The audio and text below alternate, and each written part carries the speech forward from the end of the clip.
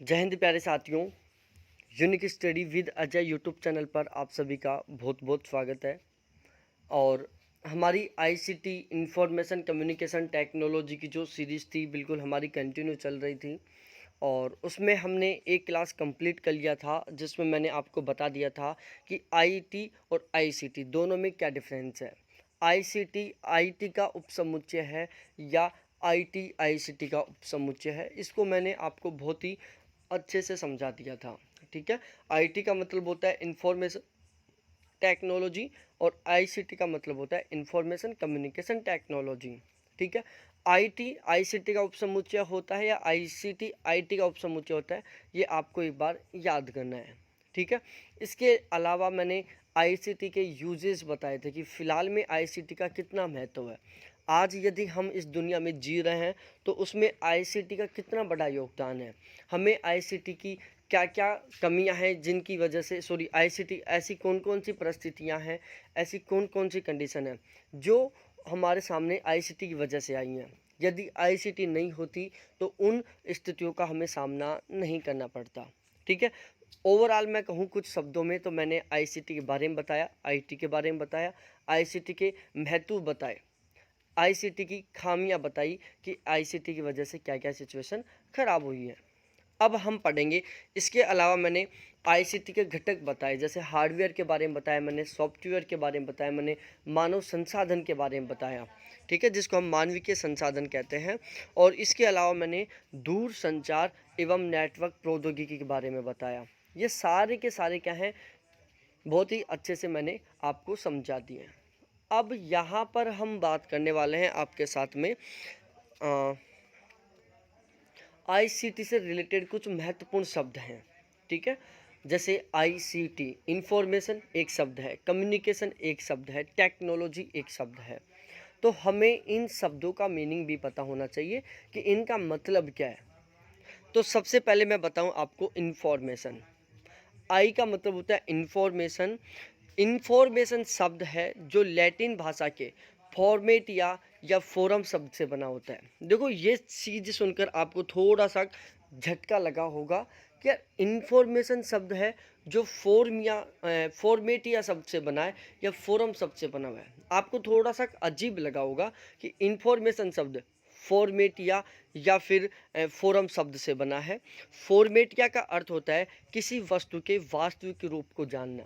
जो फॉर्मेटिया होता है, जो फॉर्म होता है, उसका जो रियल मीनिंग होता है, उसका जो वास्तविक अर्थ है, वो है कि किसी वस्तु को वास्तविक रूप से जानना। कोई भी वस्तु है एक्स वाई जेड, उसको रियलिटी के साथ जानना, किसी को कोई ज़रूरी बात बताना या कहना, इन्फॉर्मेशन देना, सूचना देना। देखो मैं अब सबसे पहले आपको एक छोटा सा डेमो देके बताता हूँ इन्फॉर्मेशन का। मैंने आपको सूचना दिया कि नेट की जो एग्ज़ाम डेट है, जो फॉर्म फिलअप करने की डेट है, वो आगे एक्सटेंड हो गई है। मैंने क्या दिया आपको, इन्फॉर्मेशन दी, मैंने आपको सूचना दी, मैंने आपको एक नई बात बताई, मैंने आपको एक नई जानकारी दी। ठीक है, और ये जानकारी क्या थी, आपके लिए उपयोगी थी। क्या थी, उपयोगी थी। तो ध्यान रहे, इन्फॉर्मेशन का मतलब होता है आप कोई ऐसी बात किसी को बता रहे हो जो सामने के वाले के लिए उपयोगी है, उसको हम इन्फॉर्मेशन कहते हैं। दूसरी बात, वो नई है। क्या है, वो नई है। तो किसी को कोई ज़रूरी बात बताना, बात में उसके लिए उपयोगी है, वो ज़रूरी है, उपयोगी है, बात एक ही है। कहना, किसी से कोई बात सुनना, समाचार सुनना आदि सब सूचना है। आप न्यूज़पेपर में पढ़ते हैं, आप लॉकडाउन के टाइम हर ऑलवेज अपडेट रहते थे कि भाई कितने कोरोना केस चल रहे हैं, तो वो हमारे लिए सूचना थी। इसके अलावा बहुत सारे एंकर हैं, जैसे एनडीटीवी न्यूज़ है, जितने भी न्यूज़ चैनल हैं जो हमें क्या देते हैं, इन्फॉर्मेशन देते हैं। और उनके द्वारा जो कही हुई बात होती है वो हमारे लिए क्या होती है, बहुत ज़्यादा महत्वपूर्ण होती है, हमारे लिए वो ज़रूरी होती है, साथ ही साथ हमारे लिए वो नई भी होती है। उसके बाद आता है कम्युनिकेशन। कम्युनिकेशन को मैं जब कम्युनिकेशन की यूनिट पढ़ाऊँगा बहुत अच्छे से समझाऊँगा वहाँ पर, लेकिन मैं यहाँ पर भी बता देता हूँ, किसी प्रकार की सूचना एवं जानकारी के आदान प्रदान को ही हम संचार कहते हैं। कोई भी किसी भी प्रकार की जो सूचना है, कोई भी किसी भी प्रकार की जो जानकारी है, उसका जो हम आदान प्रदान कर रहे हैं, मैं यहाँ पर अपनी बात आपके साथ शेयर कर रहा हूँ। तो जानकारी जो शेयर कर रहा हूँ या मैं जो अपना नॉलेज है मैं आपके साथ शेयर कर रहा हूँ। तो ये जो शेयर करने की प्रोसेस है, जो ये शेयर करने की प्रोसेस है, ये क्या है? कम्युनिकेशन है। यदि कम्युनिकेशन नहीं होता तो मैं अपना नॉलेज आपके साथ शेयर नहीं कर पाता।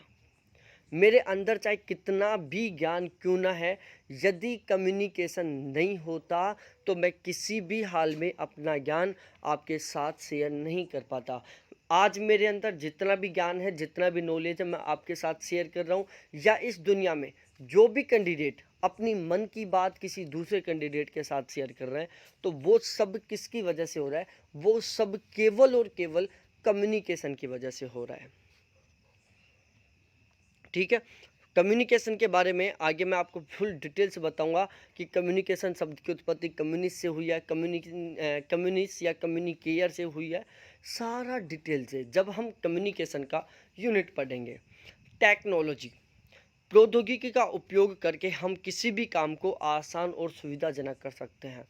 टेक्नोलॉजी क्या है भाई? इंफॉर्मेशन है मेरे पास कोई जानकारी है, वो जानकारी आपके लिए बहुत महत्वपूर्ण है, आपके लिए बहुत उपयोगी है। कम्युनिकेशन का मीडियम अवेलेबल है। क्या है? कम्युनिकेशन का मीडियम भी अवेलेबल है, लेकिन टेक्नोलॉजी नहीं है। यदि कम्युनिकेशन भी है मेरे पास, आपके पास भी है कम्युनिकेशन, मेरे पास नॉलेज भी है, आपके पास भी है नॉलेज, लेकिन क्या यदि ये यूट्यूब, ये मोबाइल फ़ोन, ये नेटवर्क ये नहीं होता तो क्या मैं अपना ज्ञान आपके साथ शेयर कर पाता? बिल्कुल नहीं कर पाता। आज मैं अपना ज्ञान आपके साथ शेयर कर रहा हूँ, किसके माध्यम से? कम्युनिकेशन के माध्यम से। लेकिन इस जो कम्युनिकेशन का जो माध्यम है ना, इसमें मेन रोल निभा रहा है कौन? टेक्नोलॉजी। और टेक्नोलॉजी में कौन कौन? जैसे मोबाइल फ़ोन है, जो भी आपका सिम कार्ड में जिस नेटवर्क को यूज़ कर रहे हो, चाहे वो आइडिया हो, चाहे वो एयरटेल हो, चाहे फिर वो जियो हो। ठीक है, इसके अलावा आप एयरफोन लगा रखे होंगे जिससे कि मेरी क्लियर आवाज़ सुनाई दे। मैं यहाँ पर माइक्रोफोन का यूज़ कर रहा हूँ जिससे कि मेरी आवाज़ आपको क्लियर सुनाई दे। तो ये क्या टेक्नोलॉजी है? हम अपना जो सूचना शेयर करने की जो प्रोसेस है, जो हमारी नई जानकारियों को दूसरे के साथ शेयर करने की जो प्रोसेस है, उसको हम और भी ज़्यादा इफ़ेक्टिव तरीके से करें। इसके लिए हम क्या करते हैं? विभिन्न प्रकार की टेक्नोलॉजी का उपयोग करते हैं। ठीक है, टेक्नोलॉजी ही आज हमारे जीवन को सुलभ बनाती जा रही है, सहज बनाती जा रही है, आसान बनाती जा रही है। आज आपको कुछ भी चीज़ सर्च करनी होती है, डायरेक्टली गूगल पर सर्च करते हो तुरंत। आज पहले जब रिजल्ट आता था, मैंने तो अपना रिजल्ट ऐसे निकाला नहीं क्योंकि मेरी ज़्यादा एज नहीं है, बिल्कुल आपके साथ का ही हूँ मैं। लेकिन आपके जो सीनियर है, जैसे आपके पापा जी हैं, दादाजी हैं, उनसे पूछो। पहले रिजल्ट न्यूज़पेपर में आता था, सुबह उठ के रोल नंबर ढूंढना पड़ता था। आज 1 मिनट में आपका रिजल्ट, रोल नंबर डालो, रिजल्ट आ जाएगा। ठीक है, तो ये सब क्या टेक्नोलॉजी है। उसके बाद 2 कीवर्ड हैं, एक एनालॉग सिग्नल है, एक डिजिटल सिग्नल है। ठीक है, एक एनालॉग सिग्नल, एक डिजिटल सिग्नल, इनका यूज हम आगे पढ़ेंगे, लेकिन यहाँ पर मैं इनका मीनिंग बताता हूँ आपको कि एनालॉग सिग्नल क्या होता है और डिजिटल सिग्नल क्या होता है। देखो, 2 तरीके का काम चीज़ें होती हैं। एक तो वो मशीनें होती हैं एनालॉग सिग्नल में, सॉरी मैं एक बार वैसे कॉमनली तरीके से समझाता हूँ। एक तो वो चीज़ें होती हैं, एक वो मशीनें होती हैं जो भौतिक वस्तुओं का मापन करती हैं, भौतिक क्रियाओं का मापन करती हैं, और स्पेशली उन भौतिक क्रियाओं का जिनमें लगातार परिवर्तन होता है। ठीक है, एक वो जो भौतिक क्रियाओं का नहीं बल्कि वो कृत्रिम क्रियाओं का मापन करती हैं। ठीक है, एक साइड भौतिक क्रियाओं का मापन जो लगातार परिवर्तित हो रही है। भाई जिस चीज़ में कोई परिवर्तन ही नहीं हो रहा उसका मापन करने की ज़रूरत है कहाँ? उसका एक बार हमने मापन कर लिया, रंबाद खत्म। लेकिन जो रेगुलरली बदलता जा रहा है, अब कुछ और, कुछ सेकंड बाद कुछ और, कुछ मिनट बाद कुछ और, कुछ घंटे बाद कुछ और, उसको मापने की ज़रूरत है। तो 2 सिचुएशन बनती है हमारे सामने कि एक तो वो यंत्र या एक वो टेक्नोलॉजी जो उन भौतिक क्रियाओं का मापन करती है जो बिल्कुल रेगुलरली बदलते जा रहे हैं। एक वो टेक्नोलॉजी जो कृत्रिम क्रियाओं का मापन करती है जो रेगुलर बदलते जा रहे हैं।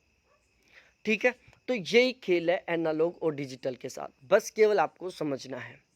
सबसे पहले मैं आपको एनालॉग सिग्नल समझा देता हूं। देखो,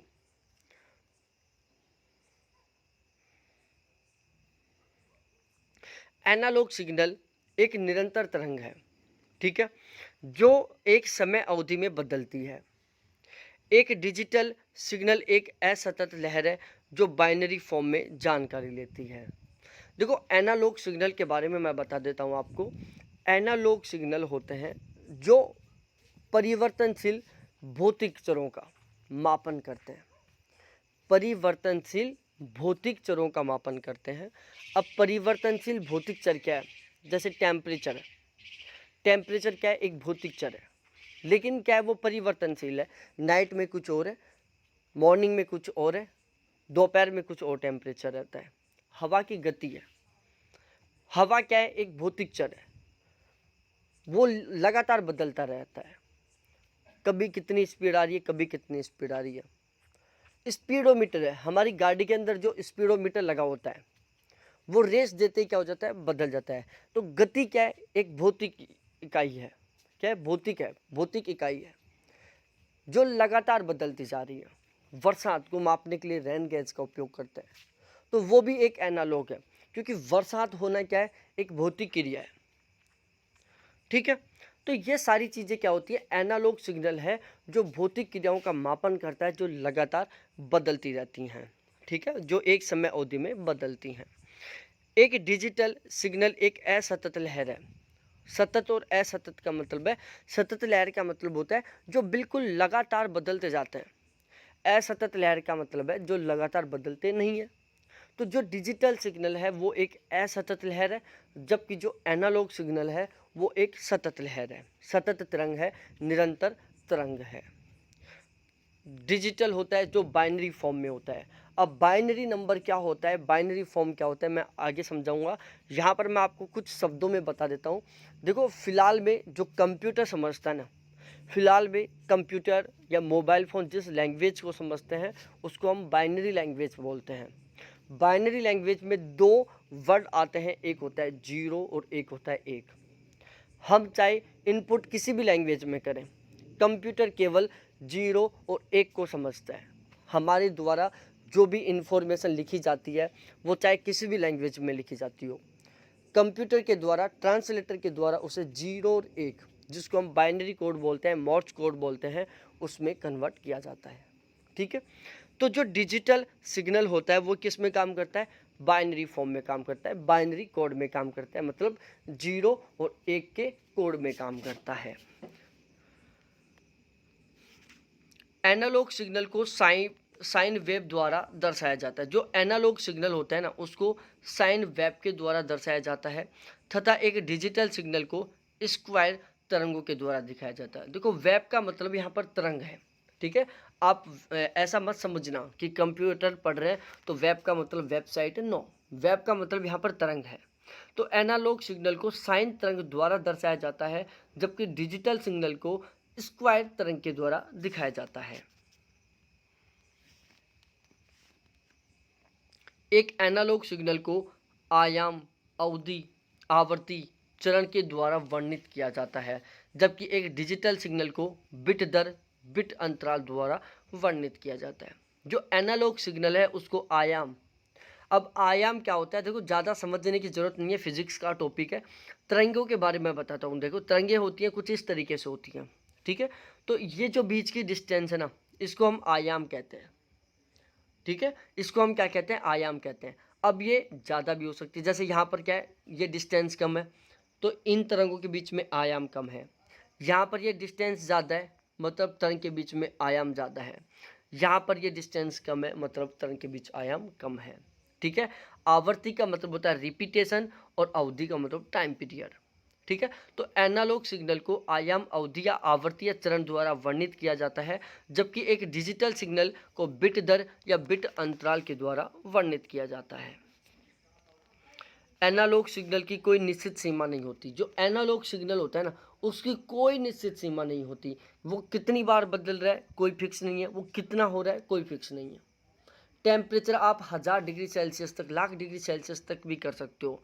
आप पवन की गति 0 किलोमीटर से ले 500 किलोमीटर, 700 किलोमीटर, 1000 किलोमीटर, 2000 किलोमीटर तक भी कर सकते हो। क्योंकि जो सुपर साइक्लोन होता है, जो सुपर साइक्लोन का मतलब होता है चक्रवात, जो सुपर साइक्लोन होता है, जो सुपर चक्रवात होता है, उसमें हवाओं की गति हजारों किलोमीटर प्रति घंटा होती है। ठीक है। डिजिटल सिग्नल की एक परिसीमित सीमा होती है। एनालॉग सिग्नल की कोई सीमा नहीं होती, जबकि डिजिटल सिग्नल की एक सीमा होती है, अर्थात 0 और 1 के बीच में सारी कहानी होती है डिजिटल सिग्नल में। एक एनालॉग सिग्नल एक तरंग के रूप में डेटा संचारित करता है तथा एक डिजिटल सिग्नल बाइनरी फॉर्म या बाइनरी कोड यानी 0 और 1 के रूप में डेटा संचारित करता है। डिजिटल सिग्नल का उद्गम मोर्स कोड के रूप में देखा जाता है। ठीक है। देखो, जो डिजिटल सिग्नल है उसको आप मोर्स कोड भी कह सकते हैं। क्या कह सकते हैं? मोर्स कोड भी कह सकते हैं। इसको मोर्स कोड भी कह सकते हैं। एनालॉग सिग्नल एक तरंग के रूप में डेटा संचारित करता है, एक तरंग के रूप में डेटा ट्रांसफर करता है, तथा एक डिजिटल सिग्नल एक बाइनरी कोड मतलब 0 और 1 के रूप में डेटा ट्रांसफर करता है। एनालॉग सिग्नल के द्वारा भौतिक परिमाप जैसे तापमान है, वर्षा है, हवा की गति है, गाड़ी की स्पीड है, पेट्रोल पंप के ऊपर जब आप पेट्रोल भराने के लिए जाते हो तो वहाँ पर जो मशीन लगी हुई होती है जो मापती है कि आपकी गाड़ी में कितना 100 रुपये में कितना पेट्रोल डल रहा है। ठीक है। या आप 1 लीटर पेट्रोल डला रहे हो तो वो 1 लीटर पेट्रोल को मापती है, क्या हमें दिखाती है कि इसकी रेट क्या हुई टोटल, 1 लीटर पेट्रोल कितने रुपए का डला है। ठीक है, कितना डला है, ये सारी कैलकुलेशन दिखाती है। तो जो पेट्रोल पंप पर जो मशीन लगी हुई होती है पेट्रोल डालने में, वो भी क्या होती है? एक एनालॉग मशीन होती है, एनालॉग सिग्नल पर आधारित होती है। एनालॉग के उदाहरण है जैसे थर्मामीटर है, एनीमोमीटर है, रेन गैज है, पेट्रोल पंप पर लगी मशीन है, स्पीडोमीटर है। स्पीडोमीटर अपनी गाड़ियों में लगा होता है जो हमें स्पीड बताता है 40 किलोमीटर प्रति घंटा की स्पीड से चल रही है, 100 चल रही है, 150 चल रही है। डिजिटल मीडिया के उदाहरण है जैसे कंप्यूटरीकृत डाटा आदि। अब उसके बाद आता है तुल्यकालिक सिग्नल और अतुल्यकालिक सिग्नल। इन दोनों कीवर्डों को समझना भी बहुत जरूरी है। देखो, तुल्यकालिक और अतुल्यकालिक इन दोनों को हम कम्युनिकेशन में भी पढ़ेंगे। जब मैं आपको कम्युनिकेशन पढ़ाऊंगा तो वहाँ पर भी ये दोनों शब्द आएंगे, लेकिन यहाँ पर भी मैं बता देता हूँ। देखो, तुल्यकालिक का मतलब होता है एक निश्चित समय में घटित होना, अतुल्यकालिक का मतलब होता है एक निश्चित समय में घटित होना जरूरी नहीं है। बस केवल इतना सा अंतर है। तुल्यकालिक हमें बता रहा है कि जो घटना है ना वो एक निश्चित समय में घटित हो रही है। अतुल्यकालिक हमें बता रहा है कि जरूरी नहीं है कि वो घटना केवल एक निश्चित समय में ही घटित हो। यदि आप लाइव पढ़ रहे हो मेरे से, मैं आपको दो तरीके से पढ़ाता हूँ, एक मैं रिकॉर्डेड क्लास देता हूँ, एक मैं लाइव क्लास देता हूँ। कल से मैं डिसीजन ले लूँ बाई चांस कि भाई अब मैं रिकॉर्डेड क्लास नहीं दूंगा, आपको केवल लाइव क्लास मिलेंगी, तो लाइव क्लास मिलेंगी। केवल मैं ये कह दूं कि आपको केवल और केवल मेरी लाइव क्लास मिलेंगी, तो आप मेरे से पढ़ना चाहोगे तो बिल्कुल फिक्स उसी टाइम पर आप अवेलेबल होंगे जिस टाइम मैं पढ़ाऊंगा। यदि आप जैसे सपोज डेट में 10:30 से 12 बजे तक केवल लाइव पढ़ाऊँ, तो आप यदि मेरे से पढ़ना चाहते हैं तो आपको 10:30 से 11 बजे के बीच में 100% अवेलेबल होना होगा, अदरवाइज आप मेरे से नहीं पढ़ पाओगे। दूसरा होता है, मैंने कह दिया कि आपको मैं रिकॉर्डेड क्लास दे दूंगा, तो अब मैंने सपोज डेट 10 बजे अपलोड कर दी, कोई उसको 11 बजे देख रहा है, कोई उसको 12 बजे देख रहा है, कोई उसको 13 बजे देख रहा है, कोई उसको दूसरे दिन देख रहा है, कोई उसको परसों के दिन देख रहा है। कभी भी देखो, कोई ज़रूरी नहीं है कि भाई उसी टाइम लाइव आओ। ठीक है। तो जो तुल्यकालिक होता है ना, उसमें घटना एक निश्चित समय में घटित होती है, और सेंडर और रिसीवर, प्राप्तकर्ता और भेजने वाले, दोनों का उसी निश्चित समय में अवेलेबल होना भी बहुत ज़्यादा ज़रूरी होता है।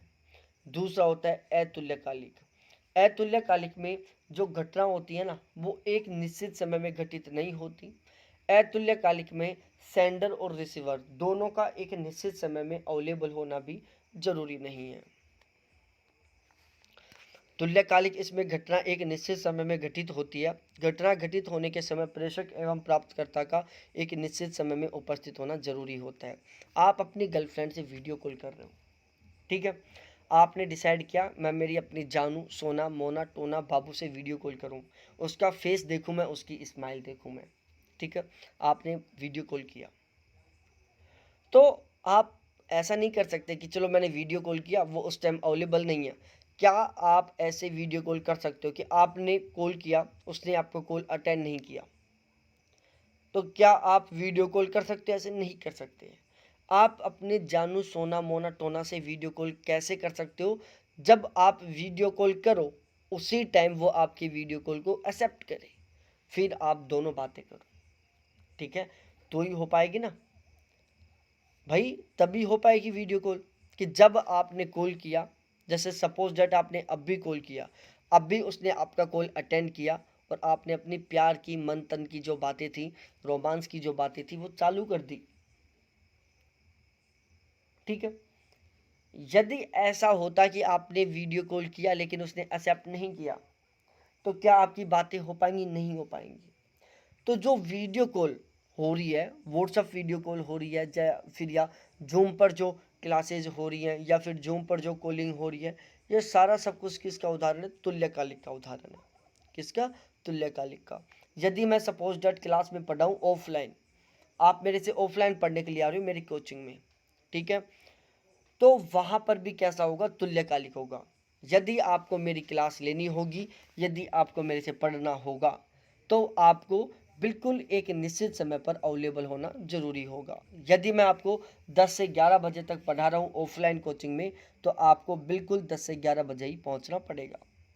ये सब क्या है? तुल्यकालिक के उदाहरण है। अतुल्यकालिक में क्या होता है? घटना एक निश्चित समय में घटित नहीं होती, उसमें प्राप्तकर्ता और प्रेषक दोनों का एक निश्चित समय में उपस्थित होना भी जरूरी नहीं है।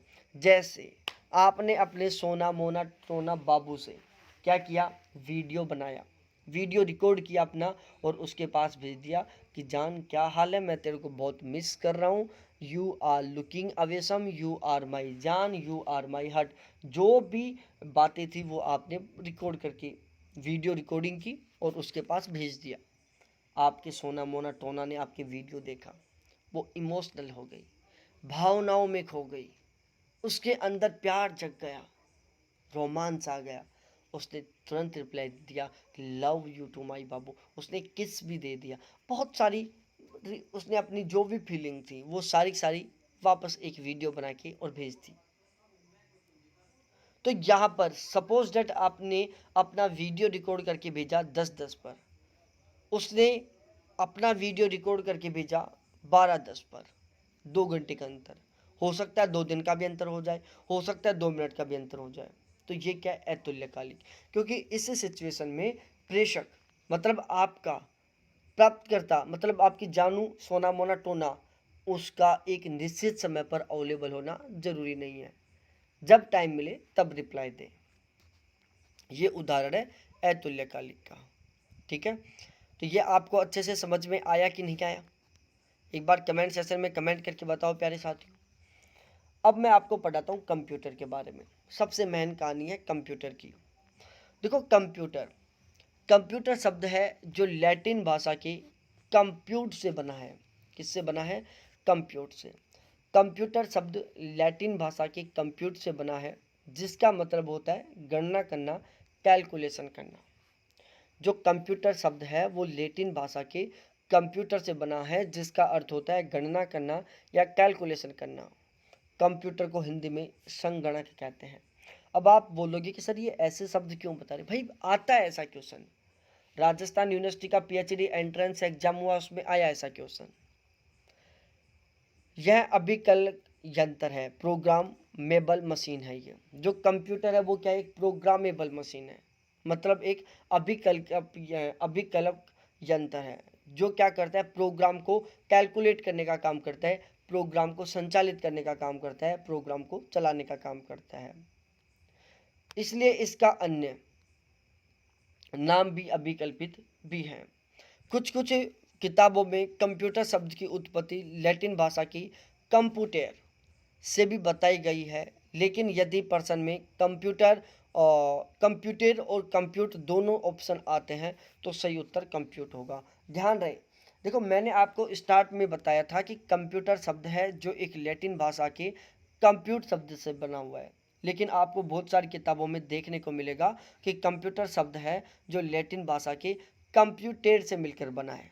ठीक है, अब आपके दिमाग में आया कि भाई कंप्यूटर शब्द कंप्यूटेर से बना है या कंप्यूट से बना है। ठीक है, कंप्यूट से बना है या कंप्यूटेर से बना है,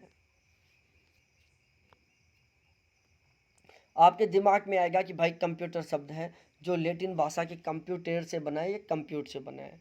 यदि ऑप्शन अलग अलग आते हैं, जहाँ पर कंप्यूट अवेलेबल नहीं है, कंप्यूटर अवेलेबल है, तो ये सही होगा। यदि ये अनअवेलेबल है, ये अवेलेबल है, तो ये सही होगा। लेकिन यदि ऑप्शन ए ये है, ऑप्शन बी ये है, तो इस सिचुएशन में आपको कंप्यूट करना होगा, न कि कंप्यूटर। ठीक है, ये आपको ध्यान में रखना है। तो यदि कंप्यूटर और कंप्यूटर, कंप्यूट और कंप्यूटर दोनों ऑप्शन में होते हैं तो उस सिचुएशन में आपको कंप्यूट शब्द को सही करना होगा। ठीक है, कंप्यूटर एक विद्युतीय यंत्र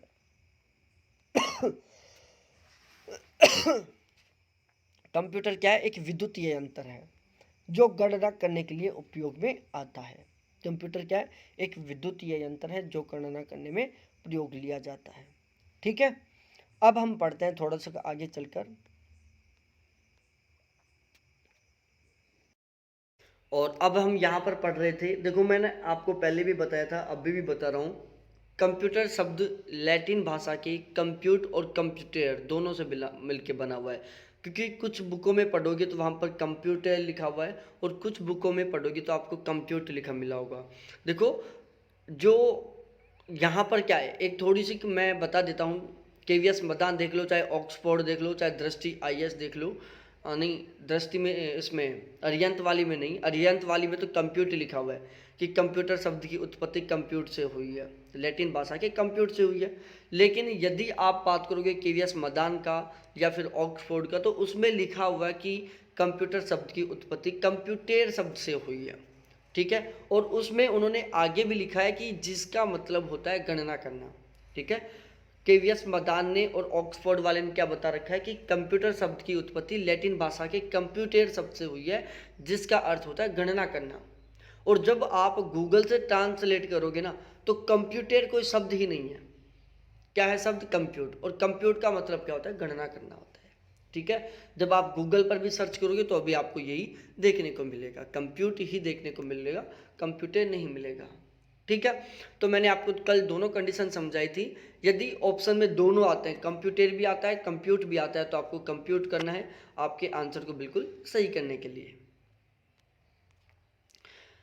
कंप्यूटर एक विद्युतीय यंत्र है। कंप्यूटर क्या एक इलेक्ट्रिक मशीन है, लाइट से चलने वाली मशीन है जो गणना करने में प्रयोग में आता है। कंप्यूटर एक इलेक्ट्रॉनिक उपकरण है जो उपयोगकर्ता से डेटा और निर्देशों के रूप में इनपुट प्राप्त करता है। एक बार इनपुट डेटा प्राप्त होने के बाद यह डेटा की प्रोसेसिंग शुरू कर देता है और उपयोगकर्ता के निर्देशानुसार हमें आउटपुट प्रदान करता है। कंप्यूटर क्या एक इलेक्ट्रॉनिक मशीन है? क्या है? एक इलेक्ट्रॉनिक मशीन है जो हमारे से, हम क्या करते हैं, हमें कोई काम करवाना है, सपोज दैट हमें एक जोड़ बाकी करवाना है। ठीक है, हम क्या करेंगे, सबसे पहले कंप्यूटर खोलेंगे, उसमें हम कैलकुलेटर खोलेंगे, उसमें हम क्या करेंगे, हमारी जो डिजिट्स हैं, हमारी जो संख्या है, उनको हम वहाँ पर टाइप करेंगे। सपोज डेट हमने टाइप कर दिया 96 + 94 + 98 + 24 + 53। हमने क्या किया, उसको उसको क्या किया, हमने संख्याओं को लिखा, उसको हमने डाटा दे दिया। अब हमें जोड़ना है, घटाना है, बाकी करना है, तो हमने हर संख्या के साथ, जैसे 14 + 15 + 16 + 20 + 30 + 50 + 90 - 81 × 100 भाग 50, हमने इस तरीके से एक कॉम्प्लेक्स जिसमें चारों की चारों जोड़ बाकी गुना भाग ऐड करके हमने उसको एक संख्या दे दी। ठीक है, हमने डाटा दे दिया संख्या के रूप में, हमने उसको निर्देश दे दिया प्लस माइनस गुणा भाग के रूप में। कंप्यूटर ने क्या किया, हमारे डाटाओं को और हमारे निर्देशों को क्या किया, उसने एक्सेप्ट किया और उसने तुरंत, जैसे हमने एंटर पर क्लिक किया, तुरंत उसने प्रोसेसिंग चालू कर दी और विद इन कुछ सेकंड हमें वो अपना जो फीडबैक था वो हमें उसने दे दिया। मतलब उसने हमें आउटपुट दिखा दिया। ठीक है, तो कंप्यूटर क्या करता है, उपयोगकर्ता से डेटा लेता है, निर्देश लेता है, खुद उनकी प्रोसेसिंग करता है और फिर तुरंत वो अपना आउटपुट दे देता है। देखो, डाटा इनपुट हुआ, इनपुट होने के बाद प्रोसेस हुआ, उसके बाद आउटपुट मिल गया। कंप्यूटर के 3 बुनियादी कार्य होते हैं, इनपुट करना, प्रोसेस करना और आउटपुट देना। सबसे पहले इनपुट का काम होता है, उसके बाद प्रोसेसिंग का काम होता है, फिर आउटपुट का काम होता है। कंप्यूटर को इंफॉर्मेशन प्रोसेसिंग मशीन भी कहते हैं। जो कंप्यूटर है उसको हम इंफॉर्मेशन प्रोसेसिंग मशीन भी कहते हैं, क्योंकि ये इंफॉर्मेशन का क्या करता है, प्रोसेस करता है। क्या करता है, इंफॉर्मेशन को प्रोसेस करता है। कंप्यूटर की परिभाषा। कंप्यूटर एक इलेक्ट्रॉनिक मशीन है जिसका उपयोग गणना, प्रक्रिया, यांत्रिकी, अनुसंधान, शोध आदि में किया जाता है। कंप्यूटर हार्डवेयर सॉफ्टवेयर का एक संयोजन है। संयोजन का मतलब होता है कि उसको आप समुच्चय भी बोल सकते हो। ठीक है, यहाँ पर आप दोनों शब्द यूज कर सकते हो। यहाँ पर आप संयोजन भी और यहाँ पर आप समुच्चय भी, दोनों शब्दों का यूज कर सकते हो कि जो कंप्यूटर है वो हार्डवेयर और सॉफ्टवेयर दोनों का क्या है, एक संयोजन है, दोनों का क्या है, एक समुच्चय है। मतलब कंप्यूटर हार्डवेयर और सॉफ्टवेयर दोनों से मिलकर बना है। आप हार्डवेयर, केवल हार्डवेयर से भी कंप्यूटर नहीं बना सकते, तो केवल आप सॉफ्टवेयर से भी कंप्यूटर नहीं बना सकते। ठीक है भाई, आपके शरीर में पूरे अंग हैं लेकिन आप में ज्ञान नहीं है, बुद्धि नहीं है, तो क्या आपका शरीर काम कर सकता है, नहीं करेगा। बहुत सारे लोग पैरालिसिस हो जाते हैं, उनका ब्रेन हेमरेज हो जाता है। जैसे बहुत सारे कैंडिडेटों का ब्रेन हेमरेज हो जाता है, मतलब उनका दिमाग मर जाता है। वो जिंदे रहते हैं लेकिन वो काम कुछ भी नहीं करते। अपनी सारी जो एक्टिविटी है उनकी ऑलवेज होती रहती है, जैसे फ्रेश होने की एक्टिविटी, उनको पता ही नहीं चलता, होता रहता है काम। ठीक है, तो क्या वो एक इंसान है, नहीं है। वो इंसान कब है, जब उसको पता है कि उसको क्या काम कब करना है, कौन सा काम कब करना है, कैसे करना है। ठीक है, कंप्यूटर हार्डवेयर सॉफ्टवेयर का एक संयोजन है जो डेटाओं को का सूचना में परिवर्तित करता है। ऑक्सफोर्ड डिक्शनरी के अनुसार कंप्यूटर एक स्वचालित इलेक्ट्रॉनिक मशीन है। कंप्यूटर क्या है, एक स्वचालित, स्वचालित का मतलब है अपने आप चलने वाली इलेक्ट्रॉनिक मशीन है जो अनेक प्रकार की तर्कपूर्ण गणनाओं के लिए प्रयोग किया जाता है। कंप्यूटर डाटा को केवल प्रोसेस ही नहीं करता बल्कि है डाटा को रिट्रीव भी करता है, रिट्रीव भी करता है। ध्यान रखना कि जो कंप्यूटर है ना, वो डाटाओं को प्रोसेस करने का ही काम नहीं करता, उनको रिट्रीव करने का भी काम करता है। अर्थात जब भी जैसी भी आवश्यकता हो तब डाटा को इसकी मेमोरी से बाहर निकाल कर प्रयोग भी किया जा सकता है। तो रिट्रीव का मतलब क्या होता है, रिट्रीव का मतलब होता है उसको दोबारा से उपयोग करना। आपने कंप्यूटर को इनपुट दे दिया लेकिन आप चाहते हो कि उन डाटाओं को हम दोबारा से स्टोर करें, हम अपने पास लें, उन डाटा ले सकते हो भाई, उनको आप दोबारा से देख सकते हो आप। ठीक है, आप उनको दोबारा से मॉडिफाई करके फिर आप उनकी प्रोसेसिंग करवा सकते हो। इसको बोलते हैं रिट्रीव करना। रिट्रीव का मतलब है कि आपने कंप्यूटर को निर्देश भी दे दिए, डाटा भी दे दिया, उसने आपका जो प्रोसेसिंग था वो कंप्लीट कर दिया, आपको आउटपुट दे दिया, लेकिन बाद में आपको लगा कि यार मेरे को कुछ बदलाव करना चाहिए था। कंप्यूटर आपको दे देगा ऑप्शन कि करो भाई बदलाव, जो भी करना है वो करो, फिर दो मेरे को, फिर मैं करता हूँ अपना काम। ठीक है, इसको बोलते हैं रिट्रीव करना। कंप्यूटर का विकास, भाई आपका भी विकास हुआ है। हम एक वानर की क्या माने जाते हैं, पूर्वज हमारा वानर था जिसको हम वो बोलते हैं ना चिंपैंजी। हम चिंपैंजी फैमिली से हैं। देख लेना, यदि आपकी पूंछ है तो समझो अब भी आप केवल चिंपैंजी फैमिली में जी रहे हो, अब भी आप मानव नहीं बने हो। ठीक है, किसी की पूंछ बढ़ रही हो तो जो अपेंडिक्स का ऑपरेशन करवाते हैं, अपेंडिक्स क्या है, अपेंडिक्स वो पूंछ ही है हमारी। ठीक है, कभी कभी किसी की जो अपेंडिक्स वो बढ़ने लग जाती है, पूंछ बढ़ने लग जाती है, उसमें वानर सेना का गुण आने लग जाता है। ठीक है, चिंपैंजी जाग जाता है उसका कि भाई वो मैं हूँ तेरे अंदर, तू कैसे धमाल मचा रहा है इस दुनिया में। ठीक है, पूंछ बढ़ना चालू कर देती है, फिर दर्द होता है, फिर अपेंडिक्स का ऑपरेशन करवा के आते हैं। ठीक है, अपेंडिक्स के ऑपरेशन में क्या होता है, उस पूंछ को काट के ऊपर से बांध दिया जाता है कि अब तू बढ़ कैसे बढ़ेगी। फिर भी वो निकम्मी है कि यार तू मेरे को दबाया। अंदर हनुमान जी, वानर सेना बैठी हुई है हनुमान जी की, वो बोलेगी चल भाई हट, हम निकलते हैं। फिर से चिंपैंजी बैठा होता है अंदर। ठीक है, तो हम कंप्यूटर का विकास पढ़ते हैं। भाई हर एक चीज़ का विकास होता है, डायरेक्टली तो कोई इस दुनिया में आया नहीं। हम ही देख लो मॉडिफाई होते जा रहे हैं। आपके दादा परदादा देखे होंगे। देखो मैं आपको मॉडिफिकेशन दिखाता हूँ। आपसे पहले की एज देखो, जो पूर्वज थे, आपके पापा जो ताऊ जी हैं, उनकी एज के बच्चे देखो, उनकी एज के कैंडिडेट देखो। बहुत सारे लोग ब्लैक कलर के भी होंगे, काले होंगे, बहुत सारे गोरे होंगे, बहुत सारे मीडियम कलर के होंगे। ठीक है, आपकी एज में ब्लैक कलर वाले लोगों की संख्या कम हो गई थी। और आज देखो, आज आपको कभी बाई चांस, पहली बात तो देखने को मिलेगा ही नहीं। आज आप नए बच्चे देखो, एक भी बच्चा आपको ब्लैक कलर का नहीं दिखाई देगा जिसका कलर काला हो। एक भी बच्चा मैंने अभी तक नहीं देखा। ये मैंने नोट किया स्पेशली, तब बताया मैंने यहाँ पर। मानव का क्या हो रहा है, विकास हो रहा है। पहले की तुलना में आजकल तेज बुद्धिजीव पैदा हो रहे हैं, इतने सुपर टैलेंटेड पैदा हो रहे हैं बच्चे। उनको कुछ नहीं पता, छोटे छोटे बच्चे, उनको कुछ नहीं पता, लेकिन वो सारी चीज़ें चला रहे हैं। यहाँ तक कि मोबाइल नंबर लगाकर कॉल भी कर रहे हैं, जबकि अभी तक वो स्कूल में गए नहीं। फर्राटेदार इंग्लिश बोल रहे हैं, स्कूल में गए नहीं वो। मॉडिफिकेशन हो रहा है बच्चों का। ठीक है, नए नए वेरिएंट आ रहे हैं। तो कंप्यूटर का आविष्कार, सर्वप्रथम अबिकस नामक एक डिवाइस का आविष्कार हुआ था। सबसे पहले एक डिवाइस बनी थी जिसका नाम था अबिकस। अबिकस को सोरोबान के नाम से भी जाना जाता है, सोरोबान। ठीक है, सबसे पहले एक अबिकस नामक डिवाइस का आविष्कार हुआ। अबिकस को हम सोरोबान के नाम से भी जानते हैं। इस डिवाइस की मदद से बिना कॉपी पेन या कैलकुलेटर के गणितीय क्रियाओं को जोड़ बाकी गुणा भाग किया जाता था। ठीक है, देखो अबिकस, सबसे पहले ये क्वेश्चन भी आ चुका है और आ भी सकता है, अबिकस क्या है।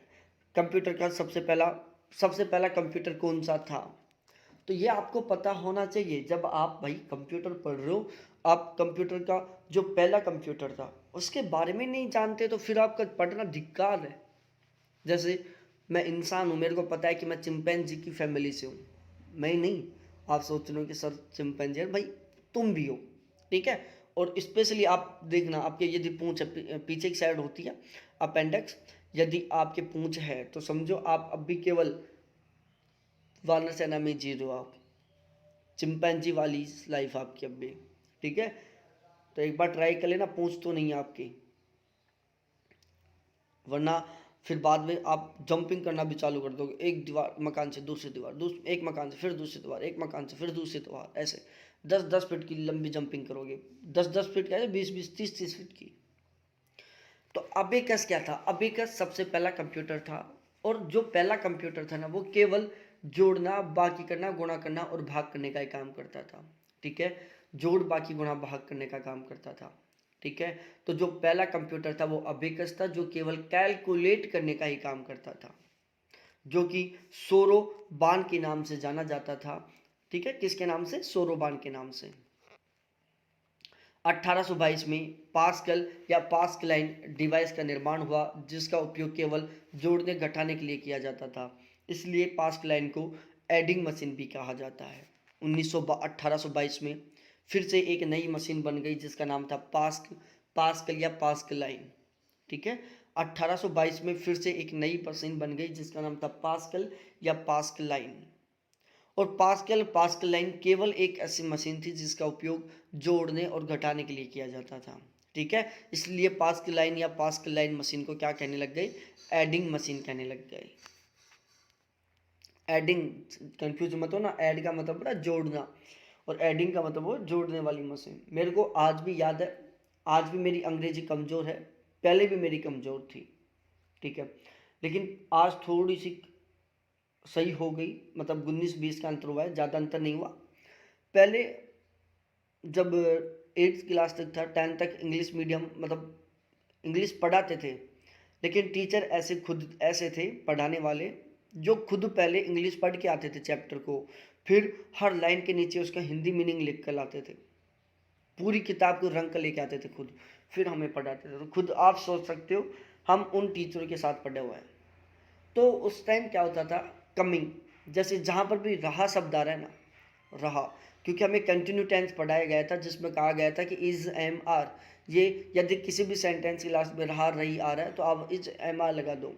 तो मैं कमिंग इज लगा दिया, कम कमिंग, बैक बैकिंग, हर शब्द के पीछे जोड़ देते थे। जहाँ पर रहा आ रहा है ना, हर शब्द के पीछे, चाहे वो रहा था, चाहे वो रही है, चाहे वो रहा होगा, हमें तो केवल इज एम आर का पता था बस।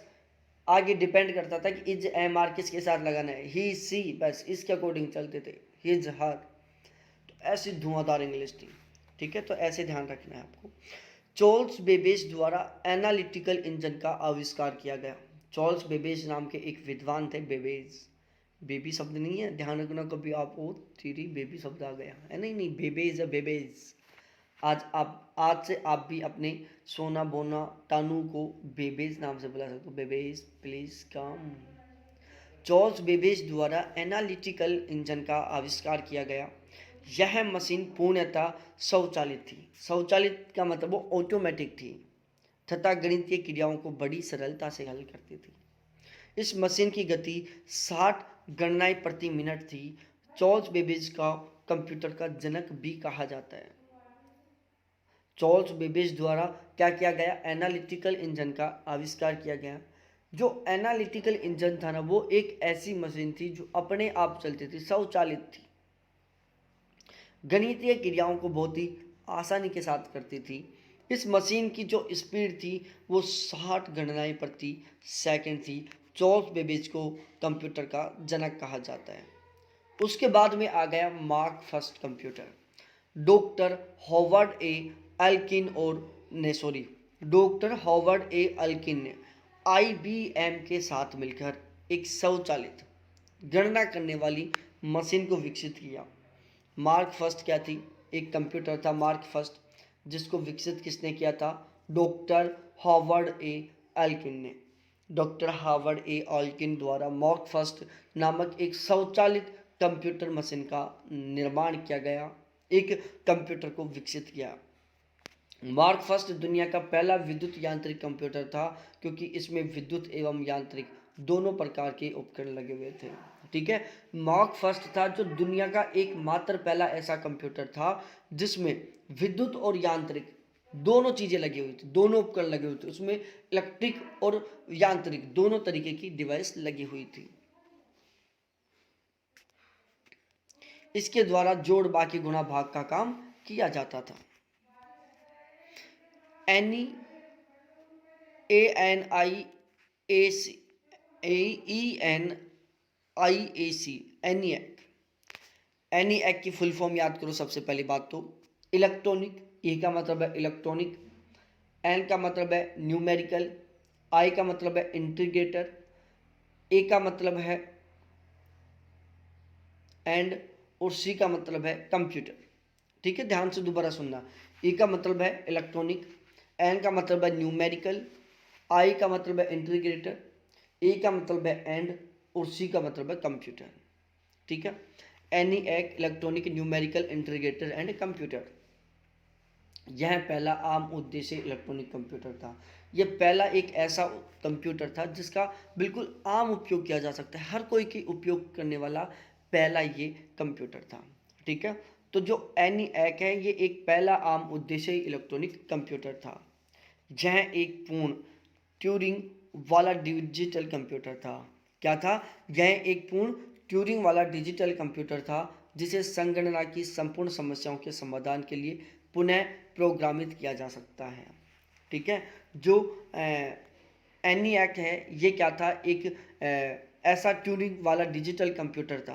क्या था, पूर्ण ट्यूरिंग वाला डिजिटल कंप्यूटर था जिसे संगणना की संपूर्ण समस्याओं के समाधान के लिए, संगणना मतलब होता है काउंटिंग, तो जो एनिएक कंप्यूटर था इसे गणना की संपूर्ण समस्याओं, गणना से संबंधित संपूर्ण समस्याएं या जितनी भी समस्या थी आपकी, कोई भी समस्या हो सकती है, क्योंकि एनिएक से जो पहले के कंप्यूटर थे वो केवल जोड़ बाकी गुणा भाग के लिए काम करते थे, लेकिन जो एनिएक कंप्यूटर था ना वो आपकी कैसे भी समस्या हो, हर समस्या को समाधान कर देता था। वो आपकी कैसे भी समस्या हो, एक्स वाई जेड, ठीक है।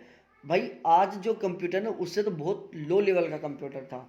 आज तो आप चाहो जो करा सकते हो, लेकिन पहले के लोगों को पता भी नहीं था कंप्यूटर के बारे में, इसलिए वो कुछ कुछ लिमिटेड काम करवाते थे उससे, और वो सारे काम वो कर देता था। ठीक है, तो पहला आम उद्देश्यों को पूरा करने वाले, अपने सामान्य जीवन के जो भी उद्देश्य हैं उनको पूरा करने वाला पहला इलेक्ट्रॉनिक कंप्यूटर था मार्क फर्स्ट। ठीक है, ये आपको पता होना, सॉरी एनिएक, मार्क फर्स्ट नहीं, एनिएक। एनिएक एक पहला ऐसा कंप्यूटर था जो हमारे दैनिक जीवन के जितने भी सामान्य उद्देश्य हैं उनकी पूर्ति करता था। ठीक है, तो एनिएक हमारे आम जीवन या हमारे सामान्य जीवन के जितने भी उद्देश्य थे, जितने भी समस्याएं थी, उन सभी का समाधान करने वाला पहला इलेक्ट्रॉनिक कंप्यूटर था। ठीक है, उसके बाद यह कंप्यूटर का निर्माण अमेरिका की सेना के उपयोग के लिए किया गया था। एनिएक का निर्माण अमेरिका ने किया था अपनी सेना के उपयोग के लिए, कि जब इमरजेंसी वाली कंडीशन हो तो सेना के लोग आपस में बातचीत कर सके, वो अपनी जो भी समस्याएं हैं छोटी मोटी उनका समाधान कर सकें। ठीक है, तो एनिएक कंप्यूटर किसके द्वारा बनाया गया था? अमेरिका के द्वारा। क्यों बनाया गया था? अपनी सेना की हेल्प करने के लिए। सेना की अपनी जो ज़रूरतें होती हैं, सेना को जब इमरजेंसी में आपस में बात करनी होती है, इन सभी के लिए। उसके बाद आया एडीएसए की, ईडीएसएसी, ईडीएसएसी। ई का मतलब है इलेक्ट्रॉनिक, डी का मतलब है डिले, एस का मतलब है स्टोरेज, ए का मतलब है ऑटोमेटिक और सी का मतलब है कैलकुलेटर। फिर से मैं रिपीट कर रहा हूँ, ई का मतलब है इलेक्ट्रॉनिक, डी का मतलब है डिले, एस का मतलब है स्टोरेज, ए का मतलब है ऑटोमेटिक और सी का मतलब है calculator. Electronic, delay, storage, automatic, calculator EDSAC का फुल फॉर्म है। यह सबसे पहला संगृहीत प्रोग्राम कंप्यूटर था। ये क्या था? सबसे पहला संगृहीत प्रोग्राम कंप्यूटर था, यानी कि इस कंप्यूटर पर पहली बार प्रोग्रामों को चलाया गया था। ठीक है, फिर से मैं रिपीट कर रहा हूँ प्यारे साथियों, EDSA से electronic delay storage automatic calculator, यह सबसे पहला स्टोर रखने वाला कंप्यूटर था। ठीक है, जो एडसेक था वो पहला ऐसा कंप्यूटर था जिसमें आप स्टोरेज कर सकते थे, जिसमें मेमोरी आई थी।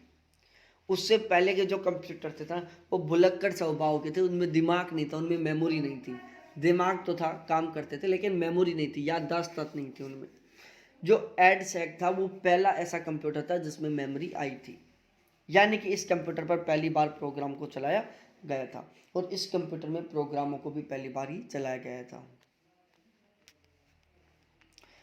एडवेक, electronic discrete variable automatic computer. EDVAC, electronic, E का मतलब, डी का मतलब डिस्क्रीट, वी का मतलब वेरिएबल, ए का मतलब ऑटोमेटिक, सी का मतलब कंप्यूटर। तो एडवेक का फुल फॉर्म है electronic discrete variable automatic computer. इसमें अंक गणितीय क्रियाओं हेतु बाइनरी अंक प्रणाली का प्रयोग किया गया था। ठीक है, जो एडवेक कंप्यूटर था ना, इसमें प्रोसेसिंग के लिए बाइनरी नंबर आ गया था। ये प्रोसेसिंग में बाइनरी नंबरों को यूज करना चालू कर दिया था। निर्देशों को भी डिजिटल प्रारूप में संग्रहित करता था, और ये जो डायरेक्शन थी, जो निर्देश थी, उनको भी ये डिजिटल रूप में एक्सेप्ट करता था। किसमें? डिजिटल रूप में एक्सेप्ट करता था।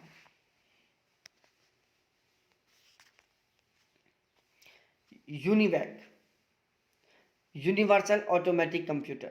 यूनिवैक का फुल फॉर्म है यूनिवर्सल ऑटोमेटिक कंप्यूटर। यह दुनिया का पहला व्यावसायिक रूप से निर्मित इलेक्ट्रॉनिक डिजिटल कंप्यूटर था। यूनिवैक का फुल फॉर्म है यूनिवर्सल ऑटोमेटिक कंप्यूटर। यह दुनिया का पहला व्यावसायिक रूप से निर्मित, किससे? व्यावसायिक रूप से निर्मित इलेक्ट्रॉनिक डिजिटल कंप्यूटर था। मैं फिर से रिपीट कर रहा हूँ प्यारे साथियों, UNIVAC, universal automatic computer. UNIVAC की फुल फॉर्म क्या है? Universal automatic computer. यह दुनिया का पहला व्यावसायिक रूप से निर्मित इलेक्ट्रॉनिक डिजिटल कंप्यूटर था। ब्लेज पास्कल द्वारा पहला अंकीय गणना मशीन बनाई गई थी। जो ब्लेज पास्कल था उसने सबसे पहले अंकीय गणना मशीन बनाई थी। 1876 में अलेक्जेंडर ग्राहम बेल ने टेलीफोन का आविष्कार किया था। 1876 में ग्राहम बेल द्वारा टेलीफोन का आविष्कार किया गया था। 1927 में लंदन व न्यूयॉर्क के बीच में प्रथम सार्वजनिक रेडियो टेलीफोन का प्रयोग शुरू हुआ था। ठीक है, 1927 में लंदन और न्यूयॉर्क के बीच में पहला सार्वजनिक रेडियो टेलीफोन का प्रयोग किया गया था। 1940 में टेलीविज़न से रंगीन प्रसारण का शुभारंभ हुआ था। 1940 से टेलीविज़न पर रंगीन प्रसारण की शुरुआत हुई थी। अब देख लो, हमारे 1976 में टीवी आ गई थी। हमारे गांव में सबसे पहले टीवी आई थी हमारे। फिलहाल में हम टीवी यूज नहीं करते, केवल हमारी पढ़ाई के लिए घर वाले भी टीवी यूज नहीं करते। 1958 में जापान एनईसी में प्रथम इलेक्ट्रॉनिक कंप्यूटर नेक एनईसी 1101 व 1102 विकसित किया था। ठीक है, 1958 में जापान एनईसी में पहला इलेक्ट्रॉनिक कंप्यूटर एनईसी 1101 और 1102 को विकसित किया था। अब हम पढ़ेंगे कंप्यूटर के कार्य। देखो, कंप्यूटर है ना, जो सामान्यतः 4 प्रकार के काम करता है। ये चाहे कितने भी काम करवा लो आप इससे, कंप्यूटर से चाहे आप मूवी देखो, कंप्यूटर से आप चाहे किसी को मरवाओ, कंप्यूटर से चाहे आप साइबर क्राइम का काम करो, कंप्यूटर से आप चाहे जोड़ बाकी गुणा का काम करो, कंप्यूटर से चाहे आप फोटो खींचो या फिर चाहे फोटो को स्टोर करो, चाहे कुछ भी करो कंप्यूटर से आप। लेकिन कंप्यूटर ये कहता है कि भाई तुम चाहे मेरे से कितने काम कर रहे हो, लेकिन मैं मानता हूं कि मैं तो केवल ही 4 काम करता हूं। वो 4 काम की क्या है? पहला, डाटा कलेक्शन करना, डाटाओं को इकट्ठा करना। दूसरा, उनको स्टोरेज करना। तीसरा, उनकी प्रोसेस करना। और चौथा, उनको इनपुट देना। आप डाटा कलेक्शन की जगह इनपुट भी लिख सकते हो। क्या लिख सकते हो? इनपुट भी लिख सकते हो। तो कंप्यूटर कहता है कि भाई तुम चाहे मेरे से हजारों लाखों काम कराओ, मैं तो ये मानता हूं कि मैं तो इस दुनिया में मात्र 4 काम करता हूं। पहला, डाटाओं को इनपुट करता हूँ, डाटाओं को कलेक्शन करता हूँ। दूसरा, उनका मैं स्टोर करता हूँ। तीसरा, मैं उनकी प्रोसेसिंग करता हूँ। और चौथा, मैं उनका आउटपुट देता हूँ। ठीक है, तो कंप्यूटर क्या कह रहा है प्यारे साथियों कि मैं केवल 4 काम करता हूँ। पहला, इनपुट या डाटा कलेक्शन का। दूसरा, उसके स्टोरेज का। तीसरा, उनकी प्रोसेसिंग का। और चौथा काम आउटपुट का, जो कि प्रोसेसिंग के बाद होता है। उसके बाद हम बात करते हैं एक एक करके इनको। कंप्यूटर है जो मुख्य रूप से केवल 4 काम करता है। अब हम इसके जो चारों के चारों काम हैं उनको हम बिल्कुल डिटेल से पढ़ते हैं। सबसे पहला हम पढ़ते हैं डाटा कलेक्शन का, कि कंप्यूटर जो डाटा कलेक्शन का काम करता है, जो डाटाओं को एकत्रित करने का काम करता है, वो किस तरीके से करता है, कैसे करता है। कंप्यूटर का पहला और मुख्य काम होता है डाटाओं को कलेक्ट करना। जो कंप्यूटर होता है उसका पहला और सबसे मेन काम होता है डाटाओं को कलेक्ट करना, डाटाओं को एकत्रित करना। जब तक कंप्यूटर को डाटा नहीं दिया जाएगा तब तक यह कोई परिणाम नहीं देगा। कंप्यूटर का डाटा देने के लिए इनपुट डिवाइसों का प्रयोग किया जाता है। देखो, डाटा कलेक्शन है जो कंप्यूटर का सबसे पहला काम है। और यदि हम कंप्यूटर को डाटा ही नहीं देंगे, कंप्यूटर को हम डाटा ही नहीं देंगे तो कंप्यूटर कभी भी किसी भी हाल में काम नहीं कर सकता। कंप्यूटर कब काम करेगा? जब हम उसको डाटा दे देंगे। तो हमारे डाटा देने के बाद में ही कंप्यूटर काम करेगा। तो कंप्यूटर का सबसे मेन काम, सबसे मुख्य काम होता है डाटाओं को कलेक्ट करना। हम कंप्यूटर को डाटा देंगे, क्या करेंगे? डाटा देंगे। और डाटा देने के लिए हम क्या करेंगे? इनपुट डिवाइसों का उपयोग करेंगे। ठीक है, हम कंप्यूटर को डाटा देंगे, डाटा देने के लिए हम इनपुट डिवाइसों का प्रयोग करेंगे। इनपुट डिवाइसों के माध्यम से कंप्यूटर को डाटा मिलेंगे और उन डाटाओं को वो क्या करेगा? कलेक्ट करेगा। ठीक है, उसके बाद होता है स्टोरेज। कंप्यूटर क्या करता है? डाटाओं का स्टोरेज करता है, स्टोर करता है डाटाओं को। आप कंप्यूटर में बिल्कुल परमानेंटली डाटाओं को सेव कर सकते हैं, जिनको आप चाहें तब यूज करें।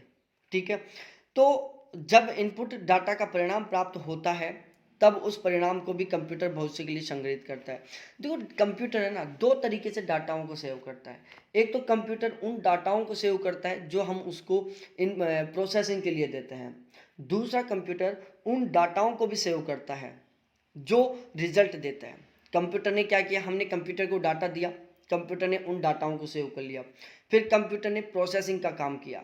प्रोसेसिंग के बाद में जो रिजल्ट निकलता है ना, उस रिजल्ट को भी कंप्यूटर क्या करता है? स्टोर करता है। ठीक है, तो कंप्यूटर ओवरऑल 2 प्रकार के डाटाओं को स्टोर कर रहा है। पहला, जब हम उसको इनपुट दे रहे हैं उन डाटाओं को। दूसरा, जब हम उससे रिजल्ट ले रहे हैं। कंप्यूटर है जो रिजल्ट को भी स्टोर करता है। ठीक है, और स्टोर करने के लिए, वो डाटाओं को स्टोर करने के लिए मेमोरी कार्ड का उपयोग करता है।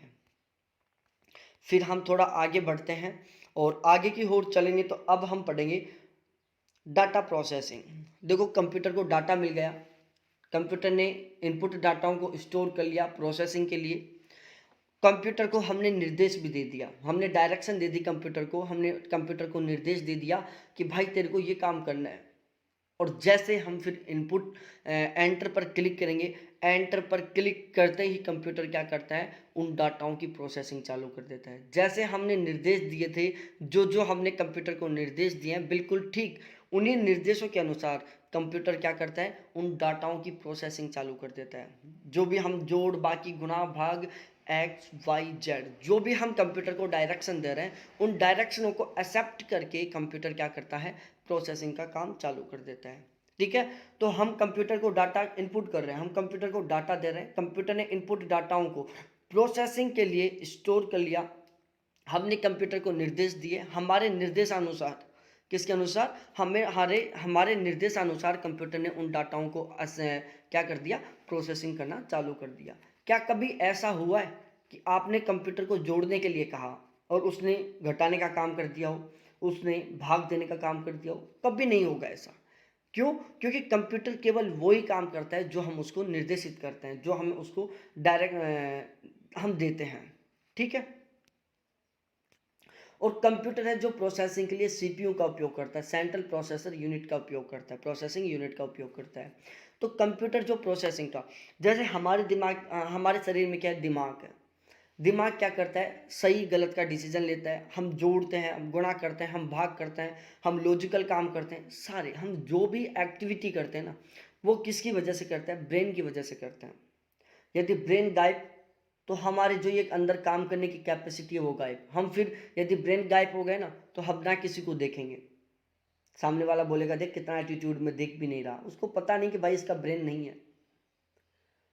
हम देखने लग गए तो बस एक ही साइड देखेंगे, कोई लड़की जा रही है उसकी साइड नज़र पड़ गई, बस वहीं रह जाएंगी।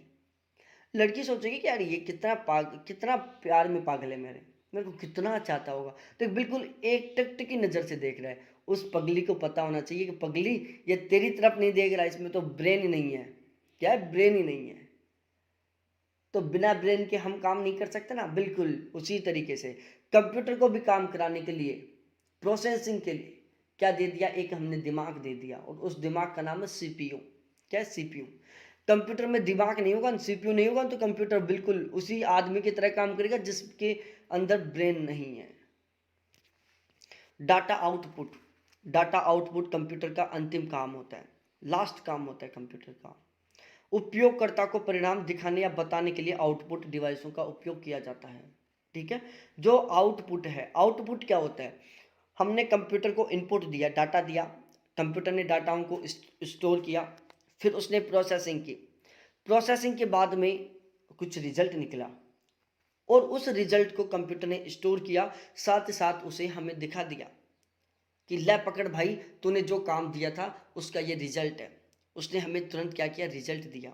और वो रिजल्ट हमें किसके माध्यम से दिया, आउटपुट डिवाइसों के माध्यम से। यदि कंप्यूटर में मॉनिटर ना हो, आपकी फ़ोन में डिस्प्ले ना हो, क्या आप रिजल्ट देख सकते हैं? आपके फ़ोन की डिस्प्ले फूट गई, सपोज दैट आपके कंप्यूटर की या आपके मोबाइल की डिस्प्ले फूट गई, भगवान करे ऐसा ना हो, सपोज फूट गई, आपने वैसे ही कुछ नंबर लगा दिए, कब फोन क्या कर रहा है, कंप्यूटर क्या कर रहा है, आपको नहीं पता चल रहा, आप नहीं देख पा रहे। क्यों? क्योंकि उसमें आउटपुट डिवाइस थी वो गायब हो गई, डिस्प्ले फूट गई, गायब हो गई।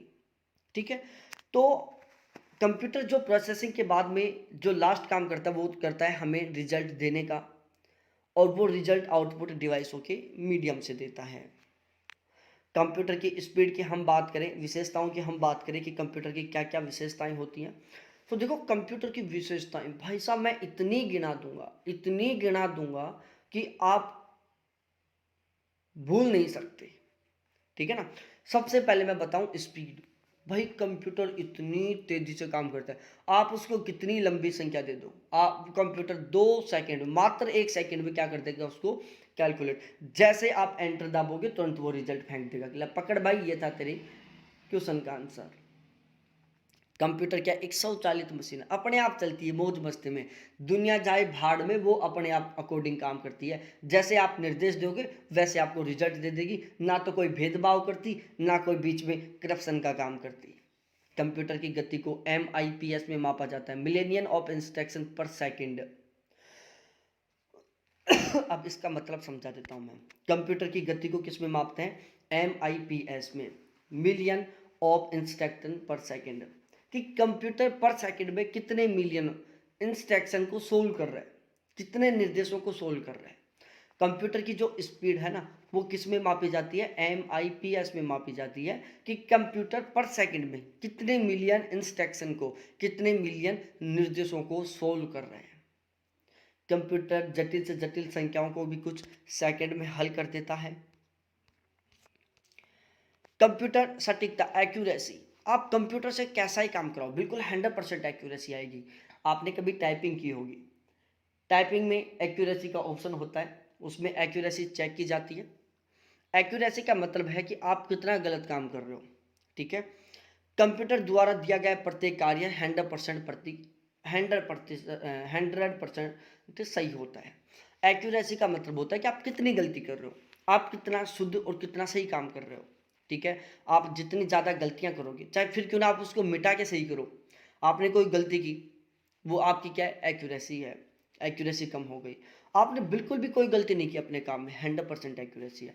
आप टाइपिंग कर रहे हो, आपने बीच में मिस्टेक कर दी, जैसे कैपिटल ए की जगह स्मॉल ए आ गया, कोमा की जगह बिंदु आ गया, ऐसी छोटी छोटी आपने मिस्टेक कर दी, आपकी एक्यूरेसी डाउन हो जाएगी। एक्यूरेसी का मतलब होता है कि बिल्कुल 100% ठीक काम करना। यदि 100% एक्यूरेसी आ रही है आपकी, तो समझो आपने कोई गलती नहीं की, ठीक है। तो एक्यूरेसी हमें शुद्धता को बताता है कि काम में कितनी प्योरिटी है, काम में कितनी शुद्धता है। स्वचालित, ऑटोमेटिक, हम जैसा निर्देश देंगे, जैसे डाटा देंगे, बिल्कुल ठीक उसी अकॉर्डिंग कंप्यूटर काम करेगा। कंप्यूटर को आप कुछ भी दो, बस निर्देश उसके समझ में आ जाने चाहिए, फिर वो आपको रिजल्ट 100% देगा, बिल्कुल शुद्ध रिजल्ट देगा। अब भाई आपने ऐसा घुमा फिरा के उसको निर्देश दिया है कि आप खुद नहीं समझ रहे, कंप्यूटर नहीं समझ रहा, तो फिर तो भाई रिजल्ट ऊट पटांग देगा ही। आप उसको सही ढंग से निर्देशित करो, 100% आपके निर्देशानुसार कंप्यूटर काम करेगा, पूरी ईमानदारी के साथ, शुद्धता के साथ, पूरी सटीकता के साथ।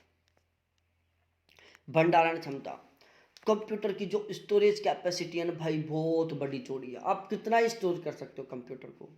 सामान्यतः कंप्यूटर में डेटा भंडारण के लिए SSD और HDD का प्रयोग किया जाता है। कंप्यूटर के अंदर जो हम डाटाओं को स्टोर करते हैं ना, उसके लिए हम SSD या HDD का उपयोग करते हैं। कंप्यूटर की भंडारण क्षमता को KB, MB, GB, TB में मापा जाता है। किसमें? KB, MB, GB और TB में मापा जाता है। उसके बाद हम बात करते हैं गोपनीयता, सीक्रेसी। कंप्यूटर में डाटा को बिल्कुल सुरक्षित रख सकते हैं, एवं डाटा को गोपनीय रखने का सबसे सुरक्षित स्थान कंप्यूटर है। आप कंप्यूटर में अपनी पर्सनल फोल्डर बना के उसको लॉक कर सकते हो, ठीक है। जैसे आपने अपने गर्लफ्रेंड या अपने बॉयफ्रेंड के नंबर या फिर उसकी फ़ोटो, आपकी जो पर्सनल फ़ोटो है उनको सेव कर रखा होगा। आपने एक फाइल में आपने एक फ़ोल्डर बनाया होगा, उसके अंदर एक फ़ोल्डर, उसके अंदर एक फ़ोल्डर, उसके अंदर एक फ़ोल्डर, उसके अंदर एक फ़ोल्डर, उसके अंदर एक फ़ोल्डर, और फिर वहाँ पर लिखा होगा NCERT। उन फोल्डर के ऊपर लिखा होगा M Laxmikanth, Savinder Singh PDF, important documents, JPG, ऐसे कोड। सामने वाला शक भी ना कर सके कि यार NCERT का नाम देख के मूड खराब, अरे यार यहाँ पर इतनी पीछे इतनी गहराई में किताब रख रखा है, हटाओ हटाओ हटाओ, दिमाग खराब हो जाए। पहली बात तो वहाँ तक पहुँचने में उसको कई घंटे लग जाए, क्योंकि आपको तो पता है भाई आपने कहाँ कहाँ से क्या सेट किया है। गोपनीय रख सकते हो आप, पासवर्ड लगा सकते हो आप। बहुत लड़कियों का ज़्यादा होता है, बहुत सारे लड़के भी होते हैं, देखो वो बिल्कुल प्राइवेसी रखते हैं, वो फोटो पर फिंगर लॉक है, फिर वैसा लॉक है, कई झंझट यार। मेरी फैमिली में पर्सनली लॉक अलाउ ही नहीं है। फैमिली में टोटल 12 फ़ोन है, एंड्रॉयड फ़ोन है 12, सभी का जो स्क्रीन पासवर्ड है सभी फ़ोनों पर, पर्सनली पासवर्ड नोट अलाउ है। पासवर्ड आपस में सभी को पता है। ठीक है, कोई गोपनीय नहीं है। फिर गोपनीय रखी जाती हैं गूगल ड्राइव पर, ईमेल पर अपलोड करके, ठीक है, या फिर मोबाइल नंबरों को अलग अलग कीवर्ड में सेव करके भी आप गोपनीय रख सकते हो। ठीक है, वो आप सबको नॉलेज होगा बहुत अच्छा खासा। पापा मम्मा, मम्मा नाम से गर्लफ्रेंड के नंबर हैं, पापा नाम से बॉयफ्रेंड के नंबर हैं, किसी दोस्त का नाम, नाम दोस्त का है ऊपर, जिगरी दोस्त का, अंदर गर्लफ्रेंड के नंबर है, अंदर बॉयफ्रेंड के नंबर हैं, दिमाग में है। ठीक है, विश्वसनीय। देखो, आप कैलकुलेशन करो, हर किसी के साथ ही होता है। मैंने 5 संख्या दी, आपने कैलकुलेट किया, फिर उसके बाद भी एक बार होता है यार, कंप्यूटर या कैलकुलेटर से फ़ोन से चेक कर लें सही है या नहीं। ये क्यों हो रहा है? क्योंकि हमें कंप्यूटर पर विश्वास है कि कंप्यूटर जो हमें बताएगा वो 100% शुद्ध और सटीक और सही होगा। और कोई भी चीज़ पर विश्वास हम कब कर सकते हैं? जब हम किसी एक काम को बार बार कर रहे हैं, अब किया, फिर उसी काम को थोड़ी देर बाद किया, फिर किया, फिर किया, फिर किया, ऐसे हम एक ही काम को बिल्कुल रिपीटेशन टाइप से कर रहे हैं, लेकिन रिजल्ट ऑलवेज सेम आ रहा है। आपने 2+2+2+2 5 बार जोड़ा, 10 आया, फिर आपने 2+2+2 5 बार जोड़ा, फिर 10 आया। आप चाहे 1000 बार जोड़ो, यदि 10 आ रहा है ना, तो आपको पूरा विश्वास हो जाएगा कि भाई रिजल्ट इसके अलावा कुछ हो ही नहीं सकता। तो हम क्या करते हैं, कंप्यूटर पर आंख बंद करके विश्वास करते हैं कि कंप्यूटर तो कभी गलत जवाब दे ही नहीं सकता। और बहुत सा बार ऐसा होता है। कंप्यूटर भी भाई एक मशीन है, इसके अंदर भी कुछ ना कुछ गड़बड़ हो जाती है।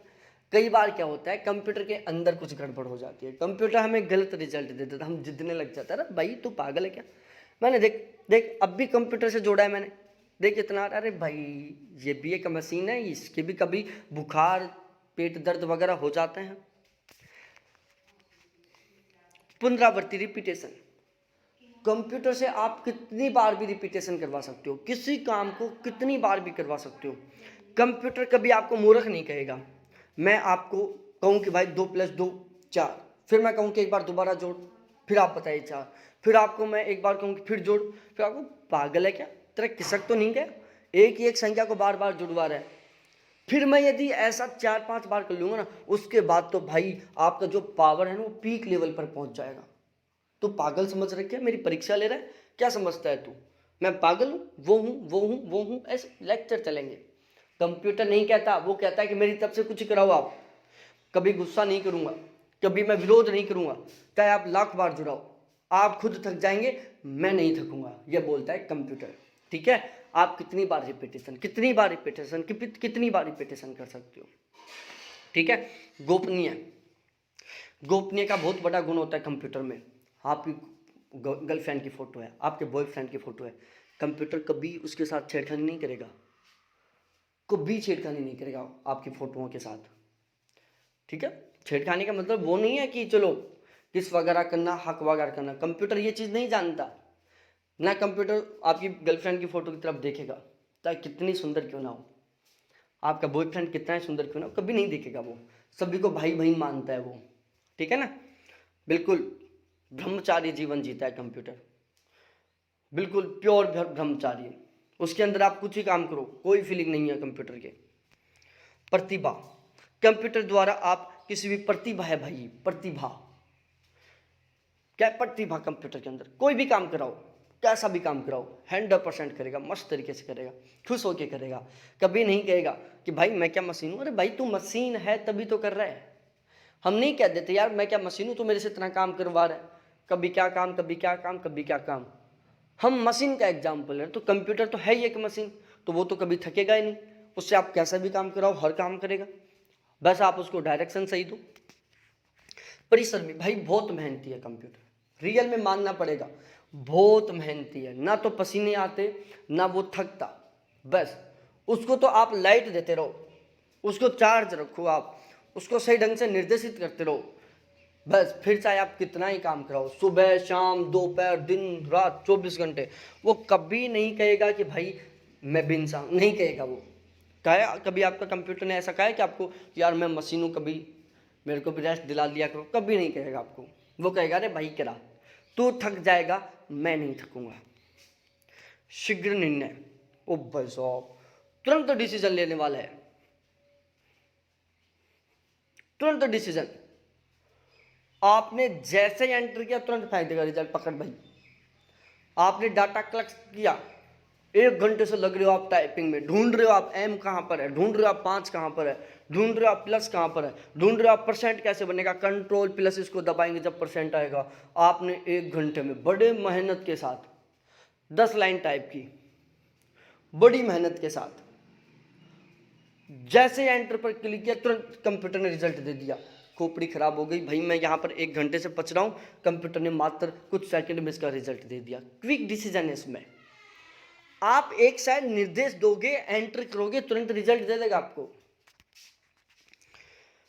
कंप्यूटर के उपयोग, ओ भाई साहब ढेरों उपयोग हैं। कभी थाल में बैठेंगे ना तब बताऊंगा कंप्यूटर के कितने उपयोग है, आप खुद सोचो। कंप्यूटर के उपयोग हजारों लाखों करोड़ों उपयोग हैं इस कंप्यूटर के, कोई है नहीं जो उपयोग कंप्यूटर का उपयोग ना हो।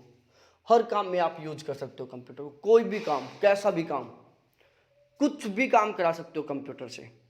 दैनिक जीवन में उपयोगी भाई, दैनिक जीवन में आजकल तो रोबोट आ गए, रोबोट में भी कंप्यूटर सेट होता है। बेचारे कपड़े धो रहे हैं रोबोट, ठीक है, तो क्या कर रहे हैं, कपड़े धो रहे हैं robot, robot machine wash base में लगा दिए, वो हाथ धुला रहे हैं आपके, ठीक है, वेस्टर्न सीट में लगा दिए, वो आपकी जो वो प्रोसेस है उसको कंप्लीट करवा रहे हैं।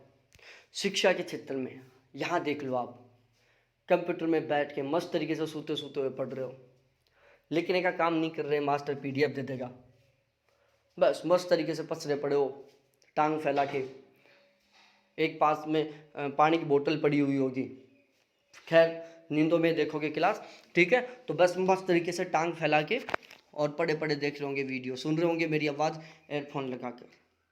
यह सारा सब कुछ कंप्यूटर की वजह से हुआ। चिकित्सा भाई, आज आपका ब्लड का हजारों टेस्ट हो जाते हैं, ब्लड की एक बारीक बारीक चीज़ों का पता चल जाता है, दिमाग की एक छोटी छोटी नस की बीमारी का पता चल जाता है।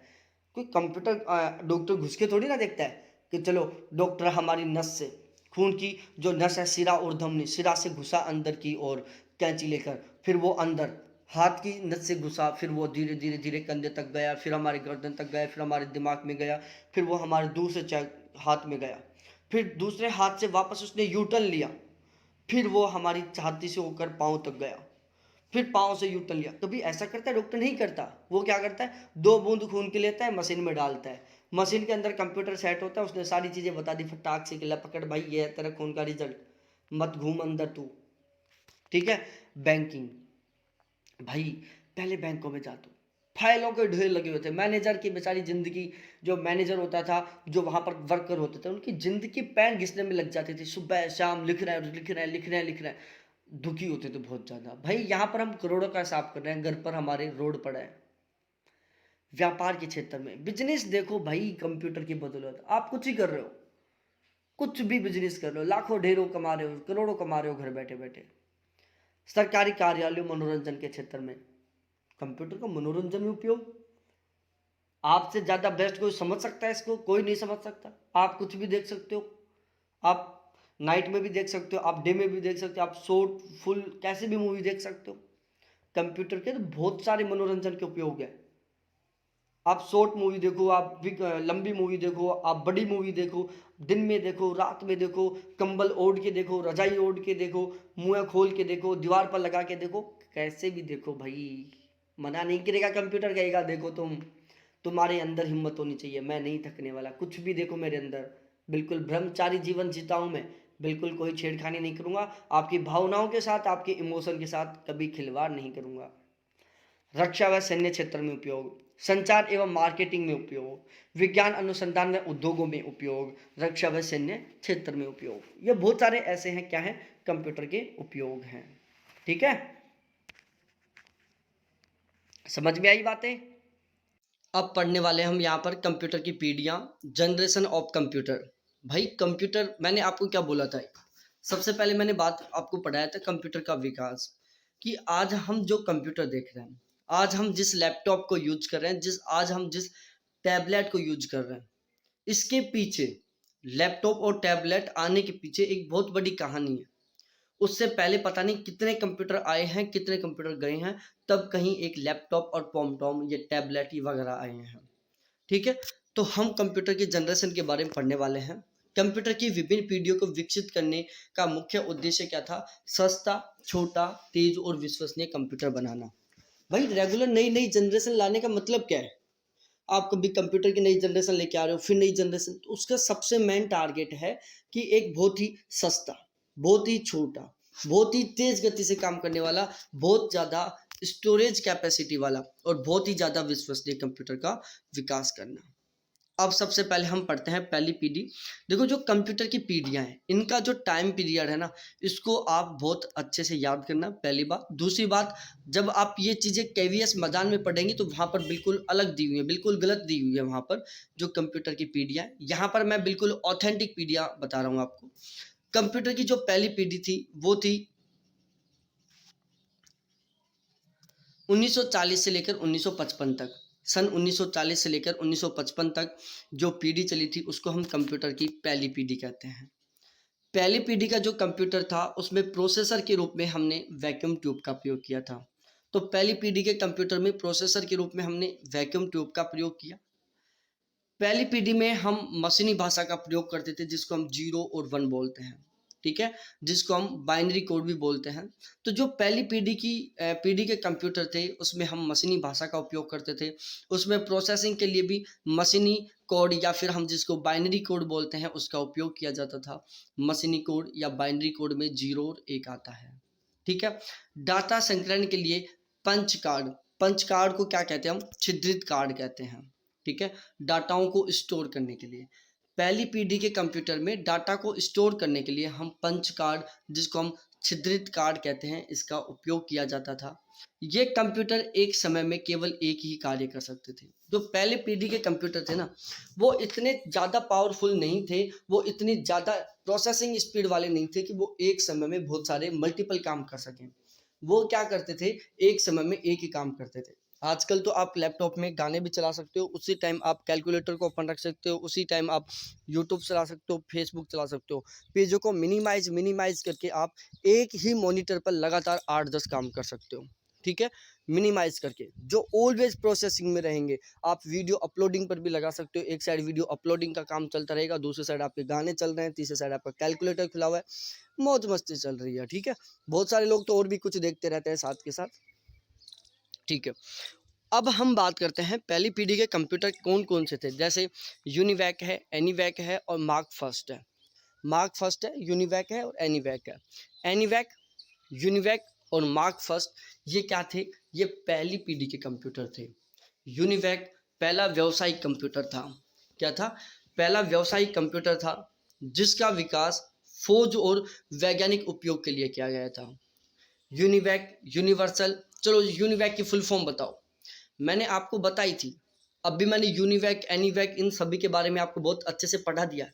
जस्ट अब भी पढ़ा है मैंने।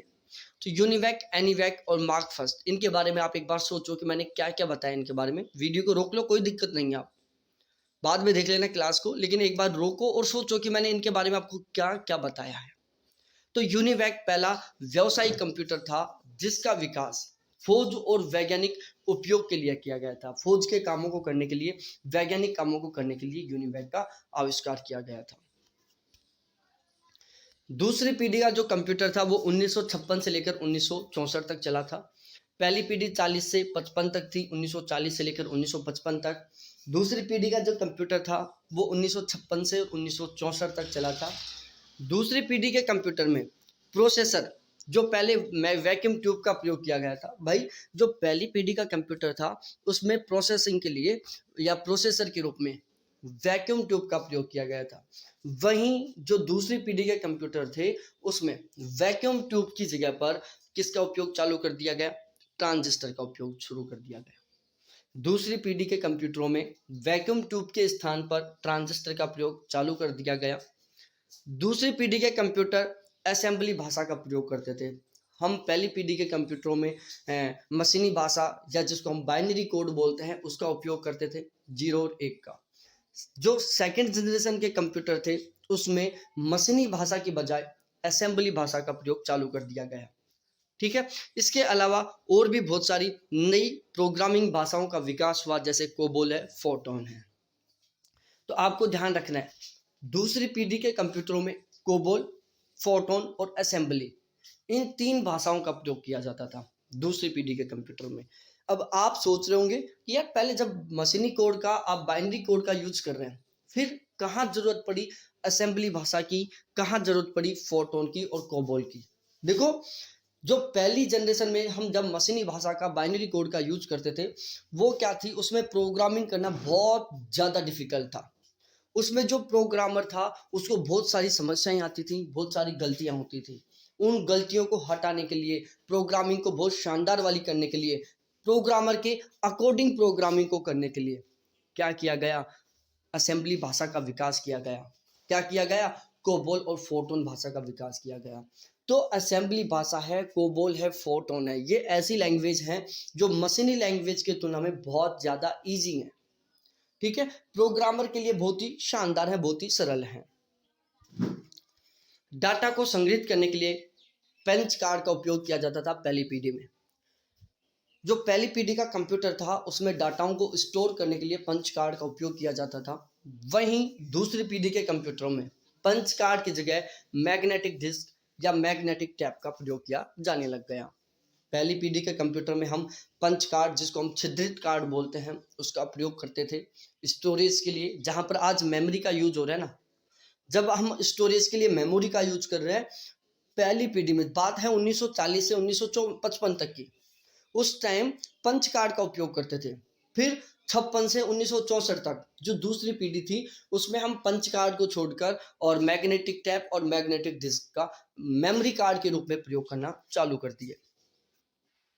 दूसरी पीढ़ी के कंप्यूटरों में सीपीयू, मेमोरी, प्रोग्रामिंग भाषा, इनपुट आउटपुट डिवाइसों की अवधारणा को विकसित कर लिया गया। और जो सेकेंडरी जनरेशन थी कंप्यूटर की, उस टाइम जो कंप्यूटर की दूसरी जनरेशन थी, उसमें हमने सीपीयू को विकसित कर दिया। ठीक है, हमने सीपीयू को विकसित कर दिया, हमने मेमोरी कार्ड को विकसित कर दिया, हमने बहुत सारी प्रोग्रामिंग लैंग्वेज बना दी, हमने इनपुट और आउटपुट डिवाइस बना दी। तो जो सेकंड जनरेशन थी कंप्यूटर की, तब हम CPU, memory card, programming language, input output devices, इन सभी का प्रयोग करने लग गए। तो जो कंप्यूटर की सेकंड जनरेशन थी, उसमें हमने इनपुट आउटपुट डिवाइसें, processing, programming language, CPU, memory, इन सभी का प्रयोग करना चालू कर दिया। ध्यान रहे, यहाँ पर मैंने प्रोसेसिंग शब्द बोला था, वो गलत है, क्योंकि प्रोसेसिंग तो पहली पीढ़ी में भी थी। ठीक है, अब यदि मैं एग्जाम्पल बताऊं सेकंड जनरेशन के, तो IBM 1620 है, IBM 1401 है, CDC 3600 है, यूनिवैक 1108 है। ये आपको याद करना है। ये सेकंड जनरेशन कंप्यूटर के एग्जाम्पल हैं।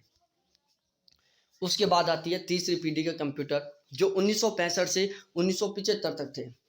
1975 से लेकर 65 से लेकर 1975 तक, 1965 से लेकर 1975 तक कंप्यूटर की सेकंड जनरेशन चली थी। तीसरी पीढ़ी के कंप्यूटरों में ट्रांजिस्टर की जगह हमने आईसी का, देखो पहली पीढ़ी में हमने वैक्यूम ट्यूब का प्रयोग किया, ट्रांजिस्टर उसकी इसके रूप प्रोसेसर के रूप में। ठीक है, प्रोसेसर के रूप में जो पहली पीढ़ी थी, उसमें हमने प्रोसेसर के रूप में वैक्यूम ट्यूब का प्रयोग किया। दूसरी पीढ़ी में हमने ट्रांजिस्टर का प्रयोग किया। वहीं तीसरी पीढ़ी में हमने आईसी का प्रयोग करना चालू कर दिया। हमने ट्रांजिस्टर को भी इग्नोर कर दिया कि हट भाई, तेरी जगह हमारे पास और भी बेस्ट ऑप्शन आ गया, और हमने तीसरी पीढ़ी में ट्रांजिस्टर के बजाय आईसी, इंटीग्रेटेड सर्किट का प्रयोग करना चालू कर दिया। इस पीढ़ी में इनपुट देने के लिए कीबोर्ड एवं आउटपुट देने के लिए मॉनिटर का प्रयोग किया जाने लगा। और ध्यान रहे प्यारे साथियों, तीसरी पीढ़ी के जो तीसरी पीढ़ी आई थी ना, उस टाइम हमने तीसरी पीढ़ी से पहले हम कीबोर्ड का और मॉनिटर का प्रयोग नहीं करते थे, लेकिन तीसरी पीढ़ी आने के बाद हमने इनपुट देने के लिए, उसको निर्देश देने के लिए हमने कीबोर्ड का प्रयोग करना चालू कर दिया। और कंप्यूटर से आउटपुट लेने के लिए, कंप्यूटर से रिजल्ट लेने के लिए हमने मॉनिटर का प्रयोग करना चालू कर दिया। ठीक है, तो मॉनिटर और कीबोर्ड कब आए थे? तीसरी पीढ़ी में आए थे। सबसे पहले ऑपरेटिंग सिस्टम का प्रयोग इसी पीढ़ी में हुआ था, और ओएस जो ऑपरेटिंग सिस्टम है, उसका सबसे पहले प्रयोग हमने तीसरी पीढ़ी में किया था। तीसरी पीढ़ी से पहले कोई ऑपरेटिंग सिस्टम नहीं था। आईसी के प्रयोग के कारण कंप्यूटर का आकार बहुत छोटा होता गया, कंप्यूटर बहुत तेज होता गया। पहले हमने वैक्यूम ट्यूब का प्रयोग किया, बहुत बड़ी आकार का कंप्यूटर था। फिर हमने ट्रांजिस्टर का प्रयोग किया, कंप्यूटर और छोटे आकार का हो गया, और लास्ट में हमने आईसी का प्रयोग करना चालू कर दिया। जब से हमने आईसी का प्रयोग चालू किया है तब से कंप्यूटर का आकार तो बहुत ही छोटा हो गया। इस पीढ़ी के कंप्यूटर में प्रोग्राम लिखने के लिए उच्च स्तरीय भाषाओं का प्रयोग किया जाने लगा और ये कंप्यूटर एक समय में एक से अधिक कार्य कर सकते हैं। तीसरी पीढ़ी के कंप्यूटरों में हमने क्या किया, प्रोग्रामिंग लिखने के लिए हाई लेवल लैंग्वेज का यूज करना चालू कर दिया। जो उच्च स्तरीय भाषाएं हैं, जो हाई लेवल लैंग्वेज है, उनका हमने यूज करना शुरू कर दिया। और ये कंप्यूटर, जो तीसरी जनरेशन के कंप्यूटर थे ना, वो मल्टीपल काम करने के लिए सक्षम थे। आप एक समय में कितने काम कर सकते हो, कितने भी काम, 8 10 15 20, जो हम फिलहाल में काम करें ना, एक साथ कंप्यूटर में 8 10 काम, बिल्कुल ये तीसरी पीढ़ी से होते आ रहे हैं। मेमोरी के रूप में रैम, पहली पीढ़ी में पंच कार्ड आया, दूसरी पीढ़ी में मैग्नेटिक टैप और मैग्नेटिक डिस्क आया, तीसरी पीढ़ी में रैम आ गया मेमोरी के रूप में। तीसरी पीढ़ी के कंप्यूटर के एग्जाम्पल है, जैसे IBM 360 है, PDP है, पर्सनल डाटा प्रोसेसर है, IBM 370 या IBM 168 है। ये सारे तीसरी पीढ़ी के कंप्यूटर के एग्जाम्पल हैं। उसके बाद आई चौथी पीढ़ी, फोर्थ जनरेशन। 1976 से लेकर अब तक, 1976 से लेकर अब तक जो पीढ़ी चल रही है उसको हम बोलते हैं चौथी पीढ़ी के कंप्यूटर। ठीक है, चौथी पीढ़ी के कंप्यूटर, इस पीढ़ी में आईसी की जगह VSLI और ULSI, इन दोनों का उपयोग हमने शुरू कर दिया। चौथी पीढ़ी के कंप्यूटरों में हमने VLSI और ULSI, पहली पीढ़ी के कंप्यूटर में हमने प्रोसेसर के रूप में वैक्यूम ट्यूब, दूसरे में हमने ट्रांजिस्टर, तीसरी पीढ़ी में हमने प्रोसेसर के रूप में आईसी का प्रयोग किया। वहीं चौथी पीढ़ी में आईसी को भी मना कर दिया कि तू भी साइड में बैठ आईसी, इंटीग्रेटेड सर्किट, तेरा भी बाप आ गया मार्केट में, और उस बाप का नाम था VLSI और ULSI। तो ULSI VLSI क्या थे, आईसी के बाप थे, क्योंकि कंप्यूटर में चौथी पीढ़ी आते ही आईसी को हटा दिया, तू रफा हो यहाँ से, तू कुछ काम की नहीं है, तेरी जिंदगी बर्बाद है, तूने कंप्यूटर को बर्बाद कर दिया, तेरा भी बाप आ गया मार्केट में, तेरे से भी बेस्ट है, तेरे से भी अब कंप्यूटर का आकार छोटा कर देगा, तेरे से भी तेज कंप्यूटर को काम करवाएगा। आईसी को गायब कर दिया कि निकल निकल, दफा हो यहाँ से, निकल, दोबारा दिखनी नहीं चाहिए।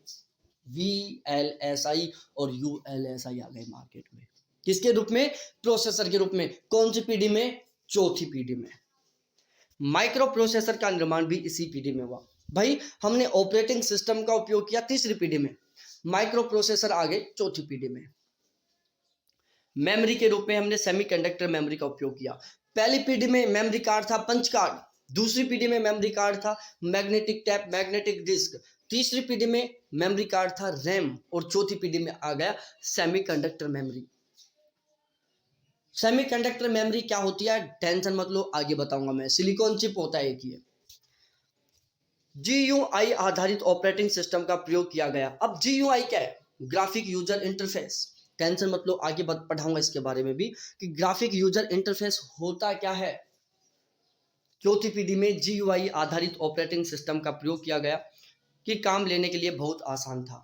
ठीक है, तीसरी पीढ़ी में ऑपरेटिंग सिस्टम आया, चौथी पीढ़ी में ऑपरेटिंग सिस्टम में GUI नाम का एक फीचर लगा दिया गया। उससे जो ऑपरेटिंग सिस्टम था वो बहुत ही स्मूथली काम करना शुरू कर दिया। माउस का प्रयोग शुरू हुआ। भाई चौथी पीढ़ी में आया था ये माउस, जिससे हम लेफ्ट राइट चलते हैं, कभी लेफ्ट कभी राइट, कभी लेफ्ट कभी राइट। ये माउस का कमाल है।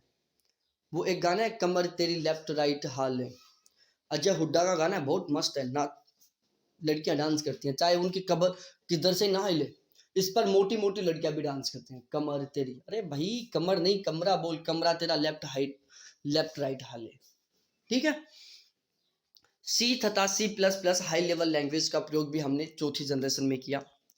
इंटेल कंपनी ने सबसे पहले 1971 में माइक्रो प्रोसेसर चिप का प्रयोग किया था, जिसे इंटेल 4004 कहते हैं। इंटेल कंपनी थी, उसने सबसे पहला माइक्रो प्रोसेसर बनाया 1971 में, जिसका नाम था इंटेल 4004।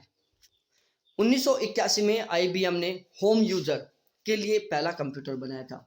1981 में IBM ने होम यूजर के लिए, घर पर बैठे यूज करने के लिए सबसे पहला कंप्यूटर बनाया था। 1984 में एप्पल ने मैकिन्टोश ऑपरेटिंग सिस्टम बनाया। IBM का फुल फॉर्म है इंटरनेशनल बिजनेस मशीन और OS का मतलब है ऑपरेटिंग सिस्टम। ठीक है, ये फैक्ट भी आपको पता होना चाहिए। IBM 4341 है, DEC 10 है, STAR 1000 है, PUP 11 है। ये सारे सारे चौथी जनरेशन से संबंधित हैं। उसके बाद आता है पांचवी जनरेशन। पांचवी जनरेशन के कंप्यूटर जिसको हम वर्तमान समय में जो हम कंप्यूटर काम ले रहे हैं फिलहाल में, वो पांचवी जनरेशन के कंप्यूटर हैं। पांचवी पीढ़ी के कंप्यूटर में AI आर्टिफिशियल इंटेलिजेंस की अवधारणा पर आधारित है। जो पांचवी पीढ़ी के कंप्यूटर है ना, वो आर्टिफिशियल इंटेलिजेंस की अवधारणा पर आधारित है, AI की अवधारणा पर आधारित है। इसमें ULSI का प्रोसेसर के रूप में प्रयोग किया जाता है। ठीक है भाई, चौथी जनरेशन में VLSI और ULSI दो आए थे जो IC के बाप थे। इन दोनों में से ULSI और VLSI दोनों एक साथ आए, लेकिन भाई साहब जो ULSI था ना, उसने क्या किया, दगा किया। किसके साथ? VLSI के साथ। नहीं बोलते भाई भाई ने दगा कर दिया, भाई ने भाई के साथ दगा कर दिया। बिल्कुल, ULSI ने VLSI के साथ दगा किया और VLSI को मार्केट से गायब कर दिया। मार्केट में कौन रह गया? ULSI। वर्तमान समय में हम ULSI का प्रयोग करते हैं एक प्रोसेसर के रूप में पांचवी पीढ़ी में। संग्रहण के लिए हम ऑप्टिकल डिस्क या CD कॉम्पैक्ट डिस्क का प्रयोग करते हैं। ठीक है, संग्रहण के लिए, स्टोरेज के लिए ऑप्टिकल डिस्क या कॉम्पैक्ट डिस्क का प्रयोग किया जाता है। पांचवी पीढ़ी के कंप्यूटर यूजर फ्रेंडली इंटरफेस पर आधारित है। जो पांचवी पीढ़ी के कंप्यूटर है ना, वो यूजर फ्रेंडली इंटरफेस पर आधारित है। किस पर? यूजर फ्रेंडली इंटरफेस पर आधारित है। इंटरनेट, ईमेल तथा WWW का विकास पांचवी पीढ़ी में हुआ था। इंटरनेट का विकास पांचवी पीढ़ी में हुआ, ईमेल का विकास पांचवी पीढ़ी में हुआ और WWW वर्ल्ड वाइड वेब का विकास पांचवी पीढ़ी में हुआ।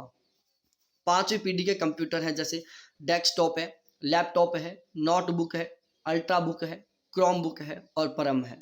ये सारे सारे पांचवी पीढ़ी के कंप्यूटर हैं। कंप्यूटर का आकार देखो, कंप्यूटर का आकार है जो लगातार घटता जा रहा है। कंप्यूटर का आकार लगातार घटता जा रहा है, विद्युत खपत लगातार घटती जा रही है। ठीक है, तो कंप्यूटर का आकार अवरोही क्रम में व्यवस्थित करा ले तो पहली पीढ़ी में कंप्यूटर का आकार और बिजली खपत बहुत ज्यादा थी। दूसरी पीढ़ी में कंप्यूटर का आकार भी छोटा हो गया, विद्युत खपत भी कम हो गई। तीसरी पीढ़ी में कंप्यूटर का आकार और भी छोटा हो गया, विद्युत खपत और भी कम हो गई। चौथी पीढ़ी में कंप्यूटर का आकार और भी छोटा, विद्युत खपत और भी कम हो गई। और पांचवी पीढ़ी में तो भाई कंप्यूटर का आकार बिल्कुल छोटा हो गया, विद्युत खपत बिल्कुल कम हो गई। इसके अलावा मैं यदि बात करूं मेमोरी क्षमता और प्रोसेसिंग स्पीड के बारे में, देखो पहली पीढ़ी के कंप्यूटर की मेमोरी कैपेसिटी कम थी, प्रोसेसिंग स्पीड भी कम थी। दूसरी पीढ़ी में पहली पीढ़ी के बाप आ गए, प्रोसेसिंग स्पीड भी बढ़ गई, मेमोरी कैपेसिटी भी बढ़ गई। फिर दूसरी पीढ़ी का बाप आ गया तीसरी पीढ़ी में, इसमें प्रोसेसिंग स्पीड और भी बढ़ गई, इसमें स्टोरेज कैपेसिटी और भी बढ़ गई। तीसरी पीढ़ी का बाप आ गया चौथी पीढ़ी में, इसमें तो प्रोसेसिंग स्पीड और भी बढ़ गई और इसमें स्टोरेज कैपेसिटी भी और बढ़ गई। और भाई फिर आ गया पांचवी पीढ़ी में सबका बाप, कौन? सबका बाप, जिसमें प्रोसेसिंग स्पीड और मेमोरी कैपेसिटी दोनों बहुत पीक लेवल पर पहुंच गई। ठीक है, तो जैसे जैसे जनरेशन हम पहली से पांचवी पीढ़ी की ओर चलेंगे तो प्रोसेसिंग स्पीड और मेमोरी कैपेसिटी लगातार बढ़ी है, कंप्यूटर का आकार और विद्युत खपत लगातार घटे हैं। ठीक है, कंप्यूटर की विश्वसनीयता, कंप्यूटर की एक्यूरेसी, ये लगातार पहली पीढ़ी से पांचवी पीढ़ी तक बढ़ते गए हैं। ठीक है, तो यदि हम पहली पीढ़ी से पांचवी पीढ़ी तक आते हैं तो केवल विद्युत की खपत और कंप्यूटर का आकार, इन दोनों में क्या हुई है? गिरावट हुई है। बाकी एक्यूरेसी देख लो, विश्वसनीयता देख लो, काम की शुद्धता देख लो, प्रोसेसिंग स्पीड देख लो, कंप्यूटर की मेमोरी कैपेसिटी देख लो, इन सब में क्या हुआ है? पीढ़ी के अकॉर्डिंग ग्रोथ हुई है, पहली पीढ़ी से पांचवी पीढ़ी की ओर बढ़ोतरी हुई है।